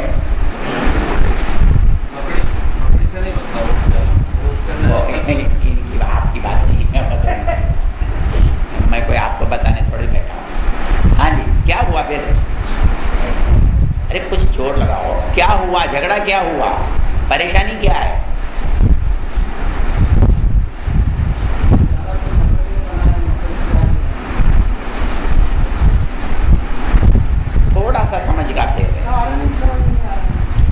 देखो ऐसा है, हमने ये कहा जिससे जो चीज बनती है वो उसका कारण है, ठीक है। जैसे मिट्टी से घड़ा बना, तो घड़े का कारण क्या हुआ? मिट्टी। हम मिट्टी को उपादान कारण कहते हैं घड़े का, ठीक है। घड़ा कार्य है और मिट्टी कारण है। तो वेदांती लोग ये कहते हैं कि जाला किससे बना? मकड़ी से। और जाला किस में गया? मकड़ी में। तो मकड़ी जाले का उपादान कारण हुई कि नहीं हुई? हाँ बोलो ना, हाँ बोलने में क्यों डरते हो? बोलो एक बार, हाँ बोल कर देखो। हाँ ठीक है, बोलो। ये तो तैयारी नहीं है बोलने को। अरे एक बार दुर्जन तोष न्याय से भी बोल दो। दुर्जन तोष न्याय क्या होता है? कोई मूर्ख था, वो ये कहने लगा कि इस समय तो रात है। लोगों ने समझाया, नहीं माना। तो लोगों ने कहा अच्छा भाई कोई बात नहीं, रात ही सही। फिर तो सोया क्यों नहीं? तो उसकी बात मान ली। क्यों मान ली? उसे समझाने के। ये न्याय कौन सा है? दुर्जन तोष न्याय। तो दुर्जन तोष न्याय से मान लो भाई, मकड़ी जो है वो जाले का कौन सा कारण है? अरे भाई निमित्त हो ही नहीं। मकड़ी से जाला पैदा हो रहा है, जाला मकड़ी में लीन हो रहा है, मकड़ी और जाले में बनने बनाने का संबंध है। तो फिर मकड़ी जाले का उपादान कारण क्यों नहीं? क्योंकि वो मकड़ी से जाला नहीं बनता, बिना मकड़ी जाला बन जाता है। मकड़ी बनाती है। अरे भाई मकड़ी नहीं हो तो जाला बनेगा क्या? जाला मकड़ी से अलग चीज है क्या? तो लेकिन कुम्हार घड़े में शामिल तो नहीं है, लेकिन यहाँ मकड़ी तो जाले में शामिल है।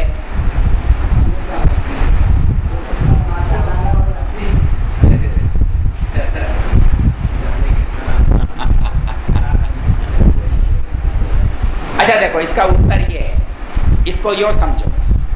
बोले आप कहते हो जी मकड़ी से जाला बनता है, तो क्या मरी मकड़ी से जाला बन जाएगा? मकड़ी तो है, लेकिन मकड़ी से जाला तो नहीं बनेगा। तो कब में बनेगा? तो जीवन क्या हुआ? उपादान की निमित्त। इसलिए मकड़ी का आत्मा निमित्त कारण है, मकड़ी का शरीर उपादान कारण है। तो वैसे ही जब ये कहते हो कि ब्रह्म से संसार बना और ब्रह्म में लीन हो गया, जैसे मकड़ी से जाला निकला और मकड़ी में लीन हो गया, तो ब्रह्म इसका उपादान कारण है।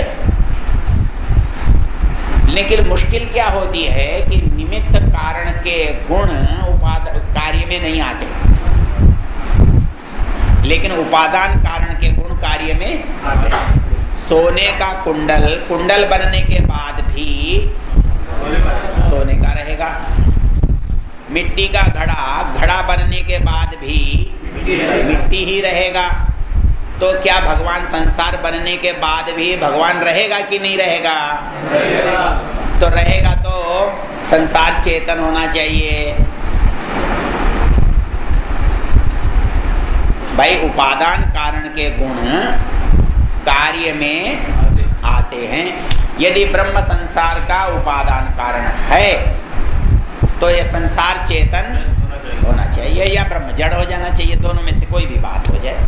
होता है क्या? इसलिए क्या सिद्धांत बना? ब्रह्म संसार का उपादान कारण है। अरे तुमने गलत बोला। तो अब समझ में आता है, एक संसार का उपादान कारण है, एक संसार का निमित्त कारण है। तो संसार का उपादान कारण क्या है? प्रकृति है। और संसार का निमित्त कारण क्या है? परमेश्वर है। अब घड़ा बनाने के लिए कुम्हार ने घड़ा बना दिया, मिट्टी से घड़ा बन गया, और घड़े का उपयोग करने वाला ही कोई ना हो तो फिर क्या करेगा? घड़े का घर में जमाएगा? घड़ा तो बेचकर रोटी खाने के लिए था, बिकेगा ही नहीं तो रोटी कैसे खाएगा? तो संसार यदि परमेश्वर बनाएगा और इस संसार का कोई उपयोग करने वाला नहीं होगा तो परमेश्वर करेगा क्या? ठन गोपाल, भगवान का बहुत बड़ा मंदिर बनाया, पुजारी जी बैठे हैं, भगत आया ही नहीं, फिर मंदिर का और पुजारी का क्या होगा? तो इस संसार में ब्रह्म ने संसार बनाया, प्रकृति से संसार बना, ये व्यर्थ है यदि इसमें मनुष्य जीव न हो तो। यदि जीव न हो तो ये संसार, अच्छा ये तीनों ही आपस में व्यर्थ हैं एक दूसरे के बिना। प्रकृति और ये जीव आत्मा हो और परमेश्वर न हो तो जीव क्या करेगा? इसको शरीर ही नहीं मिलेगा, फिर करेगा क्या? कुछ भी नहीं कर सकता। प्रकृति बनी रहेगी तो उसका क्या लाभ होगा? दुनिया में बहुत जगह बहुत सोने के ढेर पड़े, वहां कोई जाता भी नहीं है, मतलब कुछ नहीं निकला। और प्रकृति और जीव नहीं हो, परमेश्वर महाराज अकेले बैठे रहे शिव जी की तरह जाके हिमालय में, तो अब क्या फर्क पड़ेगा? बना रहेगा, क्या लेगा किसी से? तो जब तक प्रकृति न हो, जब तक जीवात्मा न हो, जब तक ब्रह्म नहीं हो, तब तक संसार व्यर्थ हो जाता है। इनमें से एक भी नहीं हो तो व्यर्थ। इसलिए ब्रह्म बनाता है, संसार बनता है, और किसके लिए? जीवात्मा इसका उपभोग करता है। तो बनाने वाले के अधीन होता है वो बनाने वाले के अधीन होता है। क्यों अधीन होता है? बनाकर उसने दिया। आपको कोई गाड़ी देता है, कहता है जरा ठीक ठाक बरत के आना, खराब हुई तो ठीक कर दूंगा मैं तुमको। तो आपको शरीर आपका बनाया हुआ तो है नहीं, दुनिया आपकी बनाई हुई नहीं है, अब फल अन्न आपका बनाया हुआ नहीं है, आपको तो बनाकर उसने यहाँ छोड़ा है। तो ये उसकी जिम्मेदारी है कि आप सही गलत उपयोग देखना। यदि आपने गलत उपयोग किया तो क्या करेगा? भाई माल उसका है ना, माल तो आपका नहीं है। तो जिसका माल है वो हिफाजत करेगा कि नहीं करेगा? तो मनुष्य जो कुछ इस संसार में करेगा उसकी जिम्मेदारी उसके पास है कि सही कर रहा है कि गलत कर रहा है। इसलिए जीव क्या है? भोक्ता है, और उसका सही और गलत क्या है? कर्म और कर्म फल है। ठीक, अब मंत्र देख लो, अब ज्यादा हो गया ना बहुत। यथोर्णनाभिसृजते गृह्णते च यथा पृथिव्याम् ओषधयः संभवन्ति यथा सतः पुरुषात् केशलोमानि तथाक्षरात् संभवति विश्वम्। कहता है जैसे मकड़ी से जाला निकलता है, जैसे धरती से पौधे निकलते हैं, जैसे आदमी से केश और लोम निकलते हैं, वैसे ही इस अक्षरात परमेश्वर से संभवती है विश्वम, विश्व पैदा होता है। तो अब ये बात कार्य कारण उपादान ये सबकी समझ में आ गई। चलो एक प्रकरण और देखते हैं। यह है दूसरा मुंडक, पहले मुंडक का दूसरा खंड। वहां परा अपरा कर्मकांड, ज्ञान कांड, विद्या अविद्या की चर्चा है। इसका अर्थ करने वाले थोड़ा अलग अलग तरह से भी करते हैं, तो अलग अलग लोगों का भाष्य अलग अलग भी मिलेगा थोड़ा बहुत, लेकिन मेरी जो बात समझ में आई वो बता देता हूँ। वो ये कहता है तदेतत् सत्यम मंत्रेषु कर्माणि, कौन सा है भला? पहला पढ़ो।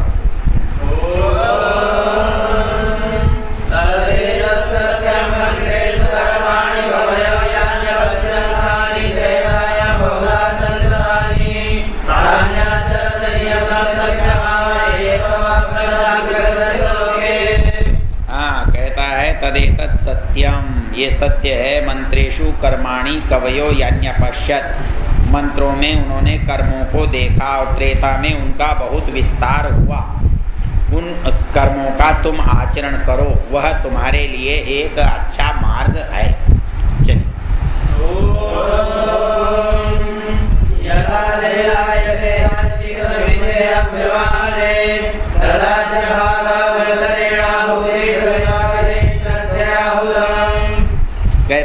जब यज्ञ की अग्नि प्रज्वलित हो जाए और ज्वालाएं उठने लगें तो उस जो उठती हुई ज्वाला में श्रद्धा से आहुति प्रदान करे। मतलब एक तो बिना अग्नि जले आहुति नहीं देनी, धुएं में आहुति नहीं देनी। कब आहुति देनी? यदा लेला यहते अर्ची, जब लहरें जो हैं लपटें उठने लगें। समिद्धे हव्यवाहने, जब आप समिधाओं को बहुत अच्छी तरह जला लें। तदाज्य भागावंतरेण आहुति प्रतिपादये, तब श्रद्धा से अपनी आहुति उस अग्नि में समर्पित करनी चाहिए। चलो।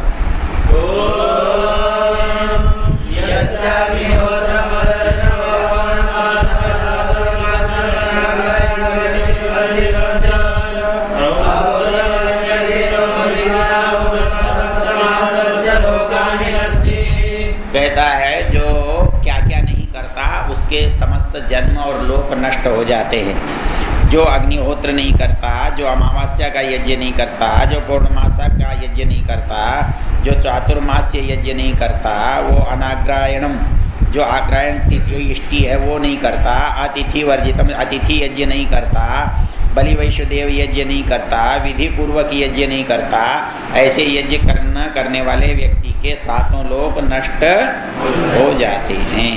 चलिए।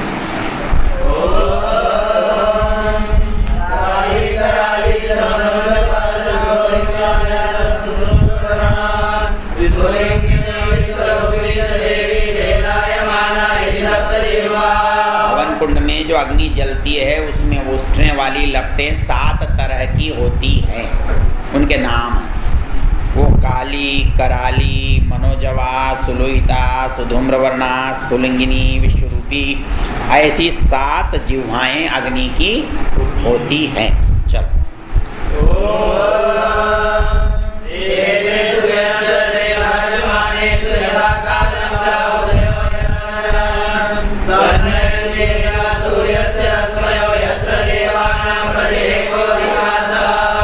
तो कहता है इन चमकती हुई ज्वालाओं में जो यथा समय अपनी आहुति डालता है उसको ये ज्वालाएं सूर्य के रश्मियों के माध्यम से उस मुख्य जो केंद्र है वहां तक पहुंचाती हैं।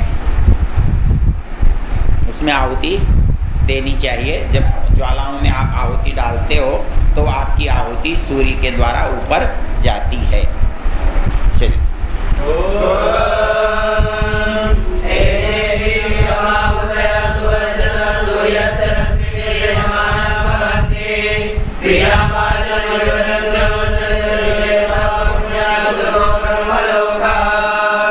आहुतियाँ यही तमाहुतय सुवर्चस, ये सुवर्चस आहुतियाँ जो हैं क्या करती हैं?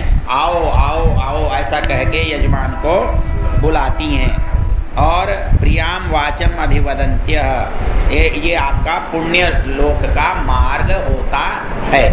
चल।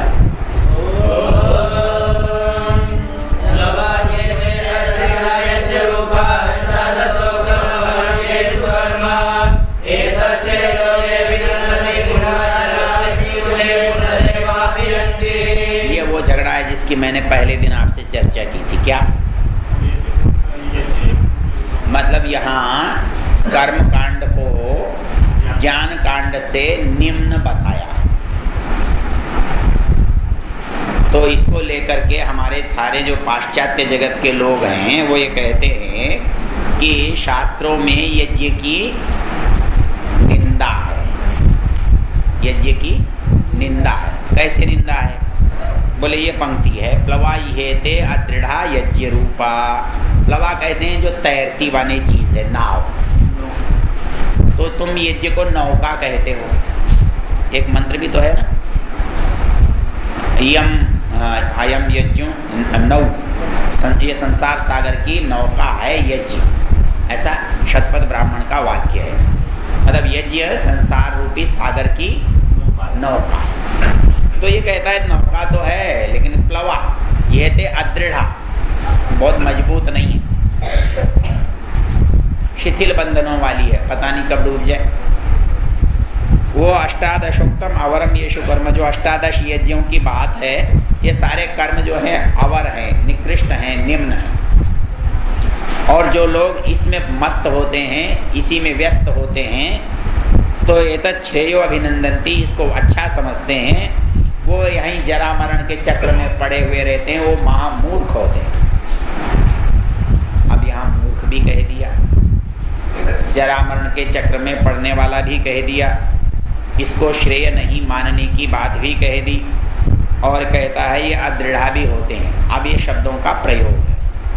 तो हमारे पाश्चात्य विद्वान क्या कहते हैं, इसमें यज्ञों की निंदा है। देखने से लगता है कि यज्ञों की निंदा है, क्योंकि ये अदृढ़ नौका है, संसार में डुबाने वाली है, मुक्ति को नहीं देने वाली है, इसलिए ये यज्ञ रूपी नौका शिथिल बंधनों वाली है। ठीक है, तो मैंने उस व्यक्ति से एक ही बात कही, क्योंकि इसका जो अगला श्लोक है ना, वो ये बताएगा कि वास्तव में ये बात ऐसे क्यों कही जा रही है। और इसमें भी नहीं, बल्कि देखो एक दूसरा पंक्ति आएगी कहाँ पर,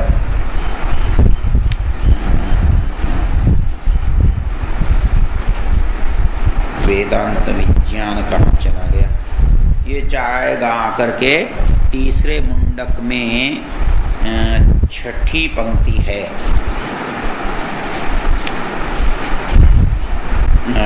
ये खंड कौन सा है, दूसरा, तीसरे मुंडक के दूसरे खंड की छठी पंक्ति निकालो।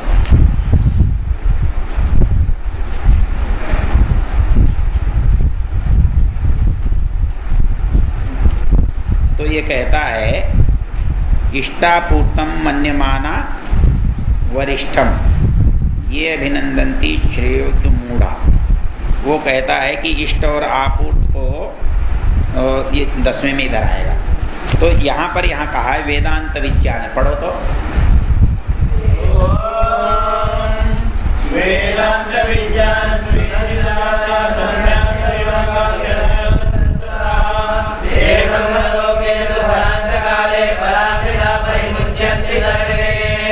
आप लोग एक बात कहते हो कि एक व्यक्ति मुक्त होता है तो कितने दिन मुक्ति में रहता है, कितने दिन मुक्ति में रहता है? आपने गणित बना रखा है 36,000 बार सृष्टि का बनना और प्रलय। तो ये कहाँ से निकला ये शब्द? उस काल को, उस अवधि को क्या कहते हैं? वो यहाँ पर है परांत काले, परांत काल। ये कहते हैं वेदांत विज्ञान सुनिश्चितार्था, वेदांत से जिन्होंने अपना अर्थ निश्चित कर लिया है, अर्थात ज्ञान से जिन्होंने लक्ष्य को समझ लिया है। संन्यास योगात, संन्यास जिन्होंने तीनों ऐष्णाओं का परित्याग कर दिया है, वो लोग शुद्ध सत्वा, जिनका मन पवित्र हो गया है, वे ब्रह्मलोकेशु मुक्ति में परांत काले, परांत काल तक परामृता अमृतमय होकर के परिमुच्यन्ति मुक्त हो जाते हैं। ये इसकी तुलना में ये बात कही गई है। अर्थात यज्ञ जो हैं ये संसार का सुख देने वाले हैं। क्यों? कि यज्ञ कारण है किसके? इष्ट और आपूर्त। तो इसकी 10वीं पंक्ति देखो जो हम पढ़ रहे हैं पहले मुंडक में, दूसरे खंड में, इष्टापूर्तम मन्यमाना वरिष्ठम। वहाँ ये कहता है ये उनके लिए ये बात कही गई है जो इष्ट और आपूर्त को वरिष्ठ मानते हैं। इष्ट और आपूर्त को कौन वरिष्ठ मानते हैं? हम सभी मानते हैं। क्यों? कि जब हवन करते हैं तो कौन सा मंत्र पढ़ते हैं? उद्बुद्ध्य स्वाग्ने इष्टापूर्ते संसृजेथ। हम रोज कहते हैं भगवान हमें इष्ट और आपूर्त कर, इष्ट और आपूर्त दे। और ये उपनिषद कह रहा है जो इष्ट और आपूर्त में पड़े हुए हैं वो बहुत पिछड़े हुए लोग हैं। पर पिछड़े हुए लोग होने का मतलब ये नहीं है कि हम गंवार या अनपढ़ हैं। अंतर इतना ही है कि हम मुक्ति वालों से पिछड़े। मतलब दुनिया में सुंदर सुख प्राप्त करने का साधन तो यज्ञ है, लेकिन ये यज्ञ में ही केवल लिप्त रह गए और कामनाओं में फंसे रह गए तो फिर मुक्ति का संबंध नहीं बनता। बात कुछ समझ में आई? नहीं आई, नींद आई। क्या बात कही मैंने? ये तुलना कहाँ है, झगड़ा कहाँ खड़ा हो रहा है? ये कहता है यज्ञ करना बेकार है और आप कहते हो यज्ञ करना बहुत अच्छा है। अब कैसे सिद्ध करो कि अच्छा है? कहो तुम्हारी पुस्तक कह रही है कि यज्ञ करने वालों को मुक्ति उक्ति मिलती नहीं है, ये सब बेकार का काम है। अब आप क्या कहोगे?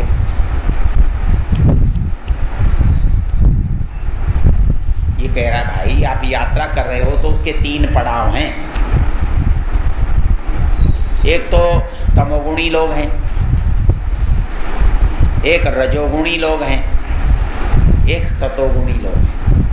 हम लोग कहाँ हैं? रजोगुण में हैं। तो वो ये कह रहा है कि सतोगुण की तुलना में रजोगुण जो है वो हीन है। हमको ये नहीं कह रहा है कि तुम तमोगुणी हो। तुम्हें सतोगुण तक पहुंचना है तो रजोगुण छोड़ना पड़ेगा, ये कहने का मतलब। इसलिए यहाँ कहा इष्टापूर्तम मन्यमाना वरिष्ठम। जो लोग इष्ट और आपूर्त को वरिष्ठ मानते हैं वो इस संसार में पड़े रहते हैं, ये कह रहा। इसमें कहीं नहीं यज्ञों की निंदा। जो लोग कहते हैं इसमें यज्ञों की निंदा है वो झूठ बोलते हैं, उन्होंने समझा ही नहीं इसको। ठीक है नहीं बात? चल आगे अविद्यायाम अंतरे।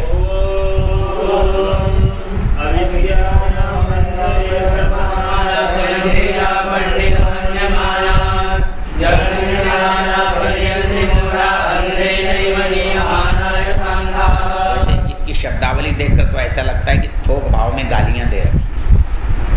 हवन करने वालों को बड़े मोटी मोटी गालियां दी हुई हैं, लेकिन तुलना में ही है ये, मुक्ति वालों की तुलना में।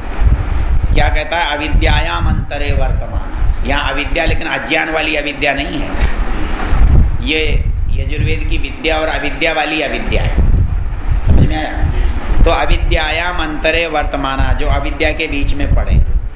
स्वयं धीरा पंडितम मन्यमाना, अपने को बड़ा धीर गंभीर विद्वान मानते हैं। जंघन्य माना, पर इधर उधर ठोकरे खाते हैं।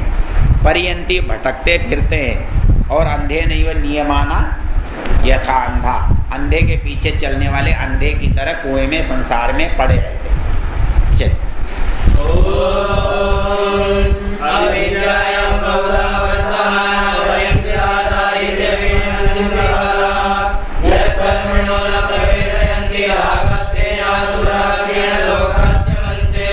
ऐसे जो लोग होते हैं जो अविद्या में ग्रस्त होते हैं, वो अविद्या में पड़े रहते हैं, अपने को कृतार्थ मानते हैं, वो बाल बुद्धि वाले होते हैं, वो इस बात को असलियत को समझते नहीं हैं और राग द्वेष में युक्त होकर के इन निम्न लोकों में ही सदा विचरते हैं। चलिए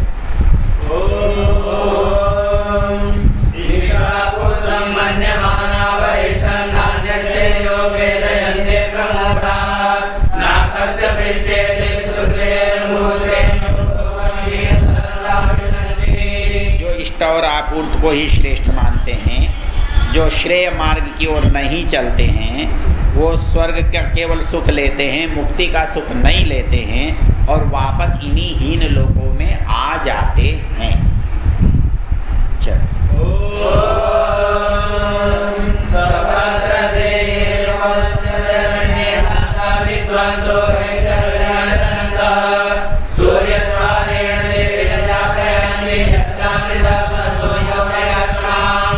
जो इस आकृष्ट आपूर्त अर्थात सकाम यज्ञों को छोड़ देते हैं, मतलब झगड़ा कितना सा है?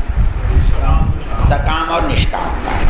एक काम बहुत अच्छा होने पर भी खराब होता है और एक काम खराब लगने पर भी अच्छा होता है। अंतर केवल उसमें भावना का होता है। मतलब किसी काम को करते हुए कानून क्या देखता है? इंटेंशन, भाव। मतलब हत्या हो गई, एक हत्या कर दी गई, दोनों का दंड अलग अलग है। आप कुछ कर रहे थे, हमारे यहाँ एक बच्चे ने हंसी हंसी में एक के कान पर थप्पड़ मारा, उसका कान का पर्दा ही फट गया। मैंने पूछा, रे तूने ऐसा क्या किया? बोले जी मैं तो मजाक कर रहा था। लड़ाई तो की नहीं, गुस्सा आया नहीं, मारा, उसका पर्दा ही फट गया। क्या उसको भी क्या कहें और उसको भी क्या कहें? तो ये क्या है? भावना का प्रश्न होता है।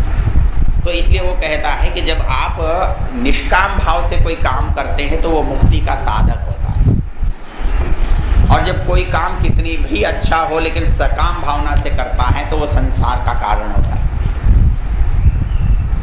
तो इसलिए यज्ञ जो है वो सकाम होने से क्या है?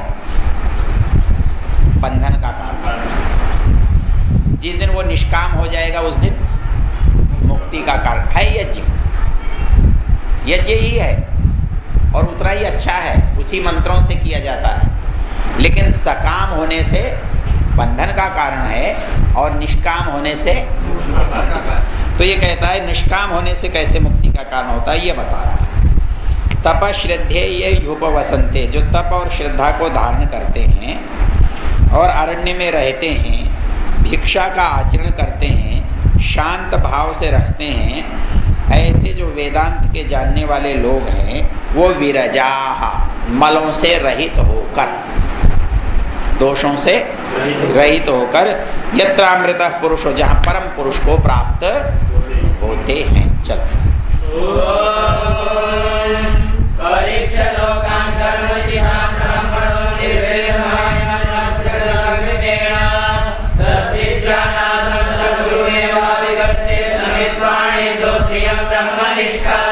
हाँ, बोले ये ज्ञान कोई ऐसे ही नहीं मिल जाता और इसे ऐसे ही कोई प्राप्त भी नहीं कर सकता। तो परीक्ष्य लोकान, लोगों की परीक्षा करके, कर्मचितान, जो कर्म से संचित हैं, जो कर्म और कर्म फल के भोगों में लिप्त हैं, उनको देख करके ब्राह्मण निर्वेद मायात, ब्राह्मण जो है निर्वेद वैराग्य को आयात प्राप्त होवे। इस संसार को देख करके ज्ञानी व्यक्ति को वैराग्य प्राप्त होवे। और जब वो वैराग्यवान हो जाए तो ज्ञान के लिए कहाँ जाए? गुरु मेवाभिगच्छेत, गुरु के पास जाए। कैसे जाए? समित पाणी श्रोत्रियम ब्रह्मनिष्ठम, ऐसे गुरु के पास जाए जो ब्रह्म का जानकार हो, उसके पास समित पाणी हो करके उस ज्ञान को प्राप्त करे। ये आपका दूसरा खंड है। इसमें तुलना क्या है? कर्मकांड और ज्ञान कांड की तुलना है। चलो वापस आओ। बचा है? नहीं बचा, बचा है तो पढ़ लो, उसमें क्या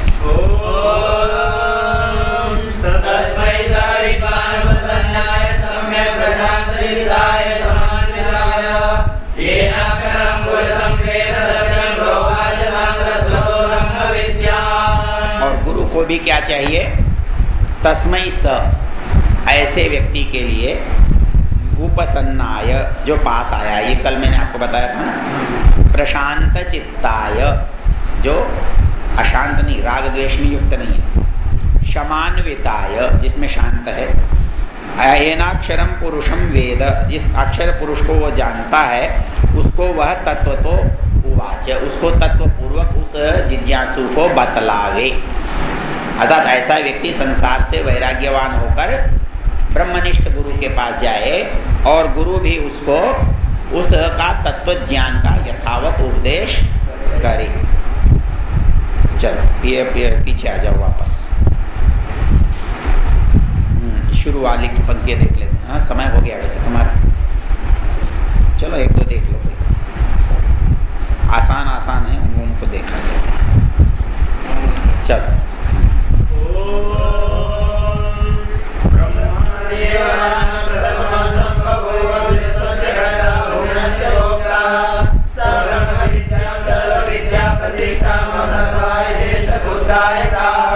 ये अध्यात्म विद्या का प्रारंभ कैसे हुआ उसको कह रहा है। ब्रह्मा देवानाम प्रथम संभव। हमारे यहाँ ज्ञान के स्रोत जो व्यक्ति रहा है उसका नाम हाँ, उसको कहते हैं चारों में किसके पास थे?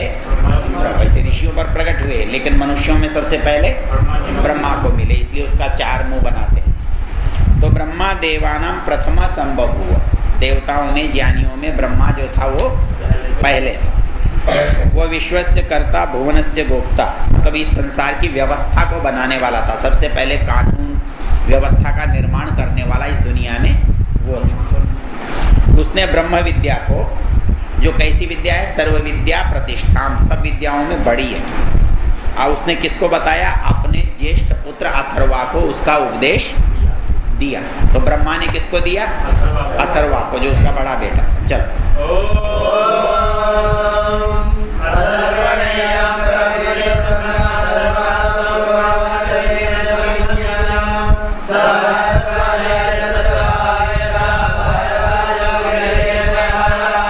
हाँ, तो ब्रह्मा ने अथर्वा को दिया।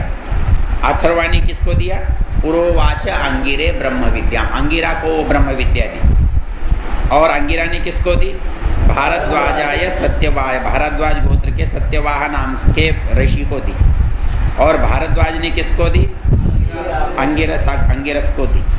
अब क्या हुआ?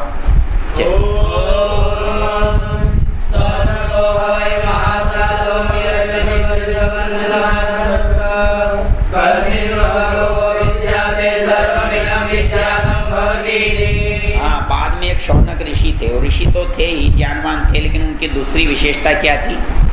उनके बहुत बड़े बड़ी हवेलियां, प्रासाद थे, मकान थे। तो इसलिए उनका एक विशेषण क्या है? महाशाला। मतलब दो विशेषण आते हैं अपने यहाँ व्यक्तियों के, महाशाला और महाश्रोत्रिय। बहुत बड़ा ज्ञानी है तो वो महाश्रोत्रिय है, और महाशाला जिसकी बड़ी बड़ी शालाएं हैं वो महाशाला। तो वो क्या हुआ? महाशाला शौनक, जो शौनक था वो महाशाला वाला, वो अंगिरसम विधिवत उपसन्ना, अंगिरा ऋषि के, अंगिरस ऋषि के पास विधि पूर्वक शिष्य बन करके प्राप्त हुआ। और उसने एक सवाल पूछा, कस्मिन्नु भगवो विज्ञाते सर्वम विदम विज्ञातम भवति थी। आप मुझे कोई ऐसी बात बताओ जिसके जानने के बाद सब बातें अपने आप समझ में आ जाती हों। अब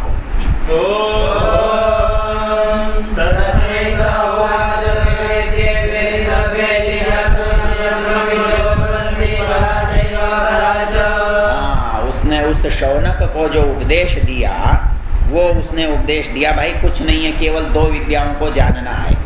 और उन दो विद्याओं को यदि जान लोगे तो सब कुछ तुम्हारी समझ में आ जाएगा। और ब्रह्मविद लोग जो हैं, ब्रह्मज्ञानी लोग जो हैं, वो दो विद्या आपको बताएंगे। एक का नाम परा है और दूसरे का अपरा है। चलो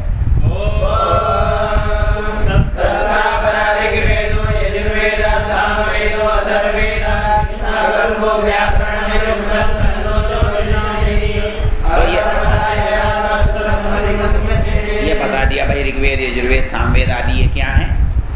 अपरा विद्या है। और परमेश्वर जिससे प्राप्त होता है उसका नाम जप।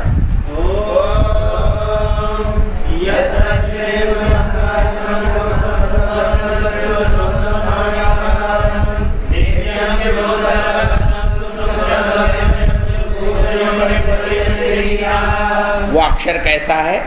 अदृश्यम, दिखाई नहीं देता। अग्राह्यम, पकड़ा नहीं जाता। अगोत्रम, उसका कोई चिन्ह किसी के वो नहीं है, पकड़ नहीं, पहचान नहीं है, कहीं उत्पन्न नहीं होता है। तत् अवर्णम, उसका कोई रूप रंग नहीं है। अचक्षुश्रोत्रम, उसकी कोई इंद्रियां नहीं है। अपाणिपादम, उसके पास कर्मेंद्रियां भी नहीं है। वो नित्य है, विभु है, सर्वगत है, सूक्ष्म है, अव्यय है, वो सबका उत्पादन करने वाला है। धीर लोग उसको अपनी आत्मा ने देखते हैं। अगला वही है जो आपको अभी बताया था। चलो पढ़ो।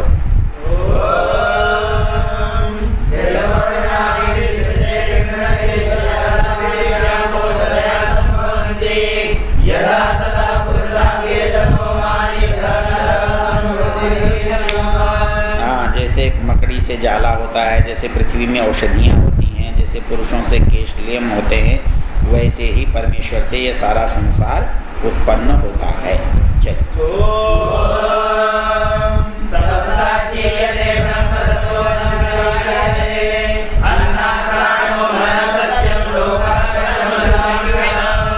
जब ब्रह्म तप करता है तब ये संसार पैदा होता है, उससे अन्न पैदा होता है, अन्न से प्राण होता है, प्राण से मन होता है, उससे सत्य लोक और ये अमृतत्व की प्राप्ति होती है।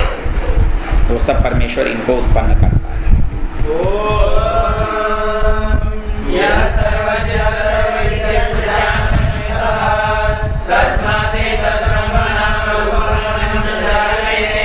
हाँ, वो सर्वज्ञ है, वो सर्ववित है, सबको जानने वाला है, जिसका ज्ञानमय कार्य है। मतलब दुनिया में कोई भी कार्य बुद्धि से परे नहीं है, मतलब जो काम है बहुत बुद्धिपूर्वक है।